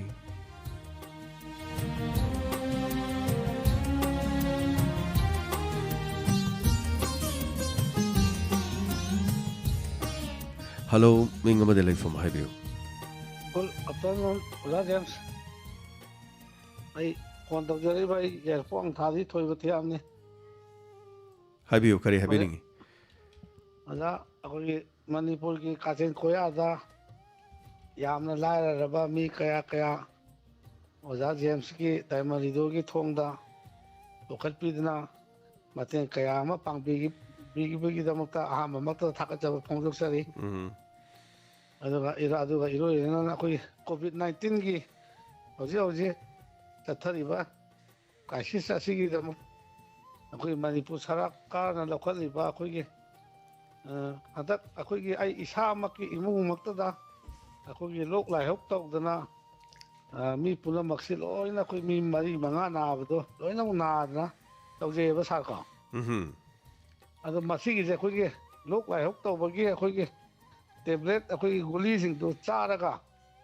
अखोई तपना इंगना फगिएबको ओजा जेम्सको अदो मसी अखोई मतमदा अखोई हॉस्पिटल अमदा अखोइना चलुबो मतमददी टेस्ट तौबो मतमददी मसी कोरोना दु नारे हाइदना अखोई कोरोना वायरस हाइदि पॉजिटिव ओइरे हाइदना हॉस्पिटलदा ओकतना तोंगाना लायंग बीरनी हाइबसी मदी इसाना खंजेयेबको अदुबो अखोइना अदु खंगना अदु कोरोना वायरस सिबु उसित होइदबगी नसदबको अदु अखोइ इसाना सेक्शनना पनजरगा अखोइ लोक लाइहौक तौरैजे मसी जे सीजी चारगा सीजी समाय तौरगा मसी हप्ता अमदी अखोइ लोक लाइहौक तौवा हाना कोरोना वायरस से थोलक तिंगै मतमददी लोक लाइहौक तौरकु मतमदा हप्ता अमदी मसीगी लोक लाइहौजिगी दि अखोइ ताइबंग मियोइबदा मसी गुली चारगाजु मसी अदुम इरोइनना लई हाइबसिदि अखोइ इसाना खंजबनिना अखोइ मतमदुदा हिदा लांथक्तु चारगा अखोइ हारिबा लोक लाइहौकदु खचगरे अखोइ अइना हेक पोकपा इसा अइना हेक लौजब नुपि अंगांग जिंजिदा लोइना हाइदि इसामक्सु यावना तौरकपसिदबको अदो अखोइ हौजि अखोइ मणिपुर सरकारना पाइखलिबा अखोइ कोरोना वायरस की पाइखलिबा थबक थोरमजिंगजी अखोइ लोक लाइहौक तौरगाजु हॉस्पिटल अमदा चलुबो मतमददी सी टेस्ट तौबो मतमददी मसी कोरोना वायरस पॉजिटिव ओइरे हाइदना तोंगाना माजी अखोइ नुसीरबा इसा आई नुसीरबा नुपि अंगांगदो तोंगाना हॉस्पिटल सरकारना लौसलगा लायंग बिदुइनेबको सारको पॉइंट तासनबियो जाथोबा मिनिट अहुम सुजले अदु करिनो हाबिनिंगी से अदोंगी पॉइंट तासनबियो अदुना सा अखोइ लोक लाइहौक तौरे खोले अखोइ टेस्ट तौरबो मतमदा अखोइ सरकारना पाइखलिबा कोरोना वायरस की थबक थोरमजिंगजे मसी कदाइदगी करीना हौरकपनो कमाय तौबनो हाइबसे मसी मरिक चुमना प्रजा मियामजिंगदा ममुत ताना खंगनबिरेगदी असुकी मतिक नुंगाइजगनी हाइबो अफम जिमदंग आई ताइमलिदो थोंदा फोकसनिंगमदि थागतचरी ओजा याम नुंगाइजे मैम थम्बीब मिनट अनी खतने अखोन पीजरीसे अदो यारगदी पॉइंट तासनबीबा समना हाइबदो होजे कोरोना की तौरीसे कमाई तौबनो सरकार लेंगा किने समाई खंगनिंगेना हाइबदो असेंग वाफम हाइदारे सो अदुगा अखोइ थौरमसिदे याम सरकार की वाफम से अखोइ ओजा थोइबसे याम पुखतकल्ली अदुगा अखोइ की थौरम से प्लेटफॉर्म से अखोइ सरकार की मरमदे याम नैनबे यादे मसी मतम अखोइ चामरा अखोइना हाइजखरे अदुगा यारी मखै इसागी ओपिनियन थम्मतमदा सरकार से सुगाव याउदना अखोइ पॉइंट तौसे अदुगा यंगफम तोकपो येस खरा पनबे याबा खरा लै अदु नत्रगदे अखोइ प्लेटफॉर्म सिदगी प्रोग्राम से कखीगनी अदुना सो प्लीज अखोइना हाइजरिबसे याबियो अमदी मसिंगांगना चटमिनसे हाइबो वफम से हनना नोलुकचरी अदुगा मथंगदा अमो कॉलर अमो होल तौलेबिरे हेलो मिंग अमदी लेफम हाइबियो हेलो खांगबो पे खुतोम कना सना करी वफम थंबिनिंगी ततौबगी पाउदमम समझगे तौबा करी हाइबियो बगा दाइमन नुसिजरबाबु खुरुमजरी हाइबियो हाइबियो ꯆꯥꯛꯀꯧꯕꯁꯤ ꯅꯍꯥꯟꯗꯤ ꯆꯥꯛꯀꯧꯕꯁꯤꯗ ꯆꯥꯛ ꯀꯧꯗꯕ ꯉꯥꯛꯇ ꯐꯣꯟ ꯇꯧꯔꯦ ꯍꯥꯏꯗ ꯑꯗꯨꯝ ꯅꯣꯛꯂꯤꯕꯅꯁꯨ ꯇꯥꯔꯒ ꯍꯣꯏ ꯆꯥꯛꯀꯧꯕ ꯅꯨꯃꯤꯠꯇ ꯆꯥꯛꯀꯧꯈꯤꯕ ꯃꯤ ꯑꯝꯇ ꯌꯥꯎꯈꯤꯗꯕꯗꯣ ꯍꯥꯏꯗꯤ ꯆꯥꯛꯀꯧꯕ ꯆꯠꯇ꯭ꯔꯕꯅꯤꯅ ꯍꯥꯡꯉꯒ ꯂꯩꯕꯗ ꯍꯥꯏꯇꯥꯔꯦ ꯍꯥꯏꯕꯤꯌꯨ ꯉꯔꯥꯡꯒꯤ ꯅꯝꯕꯔ ꯂꯣꯏꯅ ꯀꯧꯋꯦ ꯑꯩꯈꯣꯏꯁꯨ ꯌꯨꯝꯗ ꯀꯧꯋꯦ ꯏꯆꯥ ꯅꯤꯉꯣꯜꯁꯤꯡ ꯑꯗꯒꯤ ꯑꯩꯈꯣꯏꯒꯤ ꯏꯄꯥꯝꯗꯁꯨ ꯑꯩꯕꯨꯁꯨ ꯀꯧꯔꯦ ꯅꯍꯥꯟꯗꯤ ꯅꯣꯡꯃ ꯄꯥꯟꯕꯗ ꯅꯤꯅꯤꯒ ꯑꯣꯏꯁꯜꯂꯦ ꯍꯥꯏꯔꯨꯕꯗ ꯏꯄꯥ ꯏꯄꯨꯅ ꯆꯠꯅꯔꯛꯄ ꯊꯕꯛ ꯅꯠꯇꯦ ꯁꯤꯗꯤ ꯇꯧꯔꯣꯏ ꯍꯥꯏꯔꯦ ꯉꯔꯥꯡ ꯑꯗꯨꯝ ꯀꯧꯖꯩ ꯑꯗꯨꯒ ꯆꯥꯛꯀꯧꯕꯒꯤ ꯌꯥꯏꯐ ꯄꯥꯎꯖꯦꯜ ꯄꯤꯖꯔꯤ ꯗꯥꯏꯃꯟꯕꯨꯁꯨ ꯅꯨꯡꯉꯥꯏꯅ ꯑꯅꯥ ꯑꯌꯦꯛ ꯌꯥꯎꯗꯅ ꯁꯦꯕꯥ ꯀꯨꯏꯅ ꯇꯧꯕ ꯉꯝꯕ ꯑꯣꯏꯕꯤꯌꯨ ꯊꯥꯒꯠꯆꯔꯤ ꯍꯥꯏꯅ ꯑꯥꯁꯤꯔꯕꯥꯗ ꯅꯤꯖꯔꯤ ꯌꯥꯝ ꯅꯨꯡꯉꯥꯏꯖꯩ ꯅꯤꯉꯣꯜ ꯆꯥꯛꯀꯧꯕꯒꯤ ꯍꯥꯏꯇꯥꯔꯦ ꯑꯥꯐꯇꯔ ꯅꯤꯉꯣꯜ ꯆꯥꯛꯀꯧꯕꯁꯤ ꯂꯣꯏꯈ꯭ꯔꯦꯅ ꯑꯩꯈꯣꯏ ꯂꯧꯕ ꯌꯥꯗ꯭ꯔꯤ ꯍꯧꯖꯤꯛ ꯅꯤꯉꯣꯜ ꯆꯥꯛꯀꯧꯕꯁꯦ ꯑꯩꯈꯣꯏꯅ ꯇꯥꯖꯕꯗꯗꯤ ꯍꯌꯦꯡ ꯍꯪꯆꯤꯠ ꯃꯁꯦꯝꯁꯨ ꯍꯥꯏꯇꯥꯔꯦꯀꯣ ꯉꯁꯥꯏ ꯌꯨꯝꯗ ꯑꯩꯅ ꯉꯁꯥꯏ ꯍꯥꯏꯖꯕ ꯅꯤꯉꯣꯜꯁꯨ ꯃꯅꯦꯝꯁꯨ ꯑꯗꯒꯤꯗꯤ ꯃꯆꯟꯁꯨ ꯂꯩꯕꯅꯤꯅ ꯃꯥꯒꯤ ꯇꯣꯉꯥꯟ ꯇꯣꯉꯥꯟꯕꯁꯤꯡꯁꯤꯒꯤ ꯃꯇꯝ ꯑꯁꯪꯕꯗ ꯀꯧꯅꯕ ꯌꯥꯎꯔꯤꯕ ꯑꯗꯒꯤꯗꯤ ꯑꯔꯥꯞꯄꯗ ꯂꯩꯕ ꯑꯃꯒꯤ ꯆꯠꯂꯨꯕꯗꯣ ꯉꯥꯏꯅꯕ ꯑꯗꯒꯤ ꯁꯨꯃꯥꯏꯅ ꯇꯧꯕꯁꯨ ꯌꯥꯎꯔꯤ ꯑꯦꯅꯤꯋꯦ ꯌꯥꯝ ꯅꯨꯡꯉꯥꯏꯖꯩ ꯇꯣꯉꯥꯟ ꯇꯣꯉꯥꯟꯕ ꯃꯐꯝꯗꯒꯤ ꯅꯤꯉꯣꯜ ꯆꯥꯛꯀꯧꯕꯒꯤ ꯄꯥꯎꯁꯤ ꯂꯥꯛꯄ ꯑꯗꯨꯒ ꯃꯊꯪ ꯃꯤꯅꯤꯠ ꯈꯔ ꯂꯩꯖꯔꯤ ꯌꯥꯝꯗꯕꯤꯗ ꯃꯤꯅꯤꯠ 9 ꯂꯩꯖꯔꯤ ꯃꯁꯤ ꯃꯅꯨꯡꯗ ꯈꯨꯗꯣꯡꯆꯥꯕꯁꯤ ꯂꯧꯕꯤꯌꯨ ꯍꯜꯂꯣ ꯃꯤꯡ ꯑꯃꯗꯤ ꯂꯩꯐꯝ ꯍꯥꯏꯕꯤꯌꯨ ꯍꯜꯂꯣ ꯑꯩ ꯀꯥꯏꯃꯤꯈꯣꯛꯇꯒꯤ ꯀꯥꯔꯦꯝꯕꯤꯈꯣꯛꯇꯒꯤ ꯀꯔꯤ ꯃꯤꯡ ꯀꯧꯕꯤꯕꯒꯦ ꯏꯕꯦꯆꯥ ꯔꯦꯗꯤꯑꯣꯗ ꯈꯤꯇꯪ ꯂꯥꯞꯊꯣꯛꯄꯤꯔꯣ ꯏꯁꯥꯗꯣ ꯑꯣ ꯑꯗꯨꯗꯤ ꯍꯥꯏꯕꯤꯌꯨ ꯈꯤꯇꯪ ꯂꯥꯞꯊꯣꯛꯆꯔꯒꯦ ꯍꯣꯏ ꯑꯗꯨꯝ ꯋꯥ ꯍꯥꯏꯕꯤꯔꯣ ꯔꯦꯗꯤꯑꯣ ꯊꯝꯕꯤꯔꯝꯃꯣ ꯏꯁꯥ ꯑꯗꯨꯝ ꯊꯣꯛꯄꯤꯔꯣ ꯍꯜꯂꯣ ꯁꯥꯔ ꯑꯗꯨꯝ ꯔꯦꯗꯤꯑꯣ ꯃꯅꯥꯛꯇ ꯑꯗꯨꯝ ꯂꯩꯕꯤꯔꯤ ꯈꯔ ꯆꯠꯊꯣꯛꯄꯤꯔꯣ ꯈꯤꯇꯪꯒ ꯂꯥꯞꯊꯣꯛꯄꯤꯔꯣ ꯑꯗꯨꯝ ꯍꯥꯏꯕꯤꯔꯣ ꯀꯔꯤ ꯂꯩꯔꯦ ꯍꯥꯏꯕꯤꯔꯣ ꯀꯔꯤ ꯍꯥꯏꯕꯤꯅꯤꯡꯉꯤ ꯅꯤꯉꯣꯜ ꯆꯥꯛꯀꯧꯕꯁꯤꯒꯤ ꯁꯨꯝ ꯋꯥꯍꯩ ꯈꯤꯇꯪ ꯐꯣꯡꯗꯣꯛꯆꯔꯛꯀꯦꯅ ꯇꯧꯕꯅꯦ ꯍꯥꯏꯕꯤꯌꯨ ꯆꯥꯛꯀꯧꯕꯁꯦ ꯉꯔꯥꯡꯅ ꯑꯌꯥꯝꯕꯅ ꯃꯤꯁꯦ ꯐꯨꯜ ꯑꯣꯏꯅ ꯆꯠꯂꯦ ꯑꯗꯨꯒ ꯉꯁꯤ ꯉꯔꯥꯡ ꯅꯍꯥꯟꯒꯤꯅ ꯃꯤꯁꯤ ꯌꯥꯝꯅ ꯆꯠꯇꯦ ꯑꯗꯨ ꯀꯣꯔꯣꯅꯥꯅꯤ ꯍꯥꯏꯔꯒ ꯀꯅꯥꯒꯨꯝꯕ ꯑꯃꯅ ꯑꯩꯈꯣꯏꯒꯤ ꯀꯔꯤ ꯔꯦꯒꯥꯎ ꯈꯥꯎꯕꯗꯣ ꯃꯗꯨ ꯌꯥꯝ ꯆꯠꯊꯔꯦ ꯑꯗꯣ ꯉꯔꯥꯡꯗꯤ ꯄꯨꯂꯤꯁꯅ ꯐꯥꯔꯦꯅ ꯍꯥꯏꯔꯦ ꯑꯗꯣ ꯈ꯭ꯋꯥꯏꯗꯒꯤ ꯍꯦꯟꯅ ꯑꯩ ꯌꯥꯏꯐꯔꯦꯅ ꯈꯜꯂꯦ ꯑꯗꯣ ꯁꯥꯔꯒꯤ ꯀꯩꯅꯣ ꯀꯥꯏꯂꯤꯄꯣꯠꯀꯤ ꯑꯗꯒꯤ ꯑꯊꯦꯡꯕꯒꯤ ꯄꯥꯎ ꯑꯊꯦꯡꯕꯒꯤ ꯀꯔꯤ ꯍꯥꯏꯇꯥꯔꯦ ꯍꯣꯏ ꯊꯧꯔꯝ ꯑꯗꯨꯝ ꯍꯥꯏꯕꯤꯔꯣ ꯑꯗꯨꯐꯥꯎꯗ ꯑꯩꯁꯦ ꯍꯧꯕꯗꯩ ꯂꯣꯏ ꯐꯥꯎꯗ ꯑꯗꯨꯝ ꯇꯥꯖꯩ ꯌꯥꯝ ꯅꯨꯡꯉꯥꯏꯖꯩ ꯇꯥꯕꯤꯕ ꯑꯗꯨꯒ ꯑꯁꯦꯡꯕꯅꯤ ꯍꯧꯖꯤꯛꯀꯤ ꯗꯤꯋꯥꯂꯤ ꯈꯥꯎꯕꯒꯤ ꯃꯇꯥꯡ ꯍꯥꯏꯕꯤꯔꯤꯗꯣ ꯗꯤꯋꯥꯂꯤ ꯈꯥꯎꯕꯗꯨ ꯏꯆꯥ ꯏꯁꯨꯅ ꯗꯤꯋꯥꯂꯤ ꯈꯥꯎꯕ ꯆꯠꯂꯒꯗꯤ ꯃꯃꯥꯏ ꯑꯣꯟꯁꯤꯟꯅꯔꯒ ꯗꯤꯋꯥꯂꯤ ꯈꯥꯎꯔꯨꯔꯅꯤ ꯑꯗꯨꯒ ꯋꯥ ꯉꯥꯡꯕꯗ ꯈꯣꯠꯄꯗ ꯗ꯭ꯔꯣꯞꯂꯦꯠꯁꯤꯡꯗ ꯆꯣꯡꯉꯗꯤ ꯂꯥꯏꯅꯥꯗꯣ ꯄꯛꯑꯒ ꯏꯃꯨꯡꯗ ꯆꯪꯉꯛꯇꯣꯏꯅꯤ ꯏꯃꯨꯡꯗ ꯆꯪꯉꯛꯄꯗꯩꯗꯤ ꯐꯗꯤ ꯐꯔꯥꯡ ꯄꯥꯏꯔꯤꯕ ꯑꯗꯒꯤꯗꯤ ꯏꯃꯨꯡ ꯃꯅꯨꯡꯗ ꯂꯩꯕ ꯃꯤꯁꯤꯡꯗ ꯂꯣꯏ ꯁꯟꯗꯣꯔꯛꯀꯗꯣꯏꯅꯤ ꯑꯗꯩ ꯏꯃꯨꯡ ꯃꯅꯨꯡꯗ ꯄꯨꯂꯞ ꯅꯥꯔꯦꯅ ꯍꯥꯏꯁꯦ ꯑꯗꯣ ꯉꯁꯤꯁꯨ ꯉꯔꯥꯡꯁꯨ ꯅꯍꯥꯟꯁꯨ ꯑꯗꯨꯝ ꯅꯣꯡꯃꯗ ꯃꯤ 200 ꯍꯦꯟꯅ ꯑꯗꯨꯝ ꯅꯥꯔꯤ ꯑꯗꯨꯅ ꯃꯁꯤ ꯌꯥꯝ ꯄꯥꯏꯅꯤꯡꯉꯥꯏꯅꯤ ꯌꯥꯝ ꯆꯦꯛꯁꯤꯟꯕꯤꯌꯨ ꯑꯩꯈꯣꯏ ꯅꯥꯗ꯭ꯔꯦ ꯑꯩꯈꯣꯏ ꯍꯧꯖꯤꯛ ꯐꯥꯎꯕ ꯆꯍꯤ ꯑꯃ ꯐꯥꯕꯗ ꯑꯩꯈꯣꯏ ꯅꯥꯕꯤꯗ꯭ꯔꯕꯅꯤ ꯅꯥꯔꯔꯣꯏꯅ ꯈꯟꯕꯤꯒꯅꯨ ꯃꯔꯝꯗꯤ ꯅꯍꯥ ꯃꯌꯥꯝ ꯍꯧꯖꯤक ꯅꯥꯕꯗꯒꯤ ꯅꯍꯥ ꯁꯤꯕ ꯌꯥꯝ ꯌꯥꯎꯔꯦ ꯁꯤꯔꯩꯁꯤ 200 ꯍꯦꯟꯖꯜꯂꯛꯑꯕꯅꯤ ꯑꯗꯨꯅ ꯌꯥꯝꯅ ꯀꯤꯅꯤꯡꯉꯥꯏ ꯑꯣꯏ ꯍꯥꯏꯇꯥꯔꯦ ꯃꯌꯥꯝ ꯆꯦꯛꯁꯤꯟꯕꯤꯌꯨ ꯁꯥꯄꯣꯟ ꯁꯤꯖꯤꯟꯅꯕꯤꯌꯨ ꯈꯨꯠ ꯍꯥꯝꯕꯤꯌꯨ ꯃꯥꯛꯁ ꯎꯞꯄꯤꯌꯨꯒ ꯍꯥꯏꯁꯤꯗꯤ ꯁꯨꯝ ꯋꯥꯍꯩꯗ ꯂꯩꯔꯕꯩ ꯋꯥꯅꯤ ꯅꯤꯡꯊꯤ ꯅꯨꯡꯉꯥꯏꯅ ꯇꯧꯕ ꯃꯤꯗꯤ ꯌꯥꯝ ꯆꯦꯛꯁꯤꯟꯖꯕ ꯃꯤ ꯑꯃꯅꯤ ꯅꯠꯇꯅ ꯊꯣꯏꯗꯣꯛꯄꯗꯤ ꯇꯧꯗ꯭ꯔꯕ꯭ꯔꯥ ꯍꯥꯏꯕꯁꯤꯅ ꯑꯗꯨꯅ ꯃꯁꯤ ꯃꯤꯔꯥꯏꯕꯤꯒꯅꯨ ꯍꯥꯏꯕ ꯋꯥꯐꯝꯁꯦ ꯑꯃꯨꯛꯁꯨ ꯅꯤꯡꯁꯤꯡꯖꯒꯦ ꯍꯜꯂꯣ ꯃꯤꯡ ꯑꯃꯗꯤ ꯂꯩꯐꯝ ꯍꯥꯏꯕꯤꯌꯨ Good afternoon, sir. I Manglemba Thangadagi. Habiyu Manglemba. Sir gi Diamond gi radio gi program sing tabad yam nuaijai. Aduga maruina akoi Inspector Tayai. Tigi haro yam nuaijaba program ama oye. Episode che 1 dagina ngasi phawa 8 ngang dangi 8 phawa tabada aduki matik pukning dasu harauba adigi isada thengnakiba ꯃꯁꯨ ꯌꯥꯎꯋꯤ ꯃꯤꯅꯨꯡꯁꯤꯕ ꯑꯗꯨ ꯃꯈꯥ ꯇꯥꯅ ꯑꯗꯨꯝ ꯇꯥꯖꯈꯤꯅꯤ ꯅꯅꯥꯎ ꯍꯣꯏ ꯑꯩꯈꯣꯏ ꯃꯈꯥ ꯇꯥꯅ ꯑꯗꯨꯝ ꯁꯟꯗꯣꯛꯄꯤꯔꯛꯈꯣ ꯑꯗꯨꯒ ꯗꯥꯏꯃꯟ ꯔꯦꯗꯤꯑꯣꯗ ꯑꯩꯅ ꯏꯍꯥꯟ ꯍꯥꯟꯅ ꯇꯥꯈꯤꯕꯗ ꯌꯥꯝ ꯉꯛꯆꯈꯤꯕꯁꯤ ꯅꯣꯡꯃ ꯑꯩ ꯗꯥꯏꯃꯟ ꯔꯦꯗꯤꯑꯣꯁꯦ ꯇꯥꯗ꯭ꯔꯤꯉꯩꯗ ꯑꯇꯣꯞꯄ ꯔꯦꯗꯤꯑꯣꯗꯒꯤ ꯑꯍꯜꯁꯤꯡꯅ ꯑꯩꯈꯣꯏꯒꯤ ꯏꯆꯤꯟ ꯏꯅꯥꯎꯁꯤꯡꯅ ꯊꯥꯕꯤꯕꯗ ꯇꯣꯉꯥꯟꯕ ꯑꯩꯈꯣꯏꯒꯤ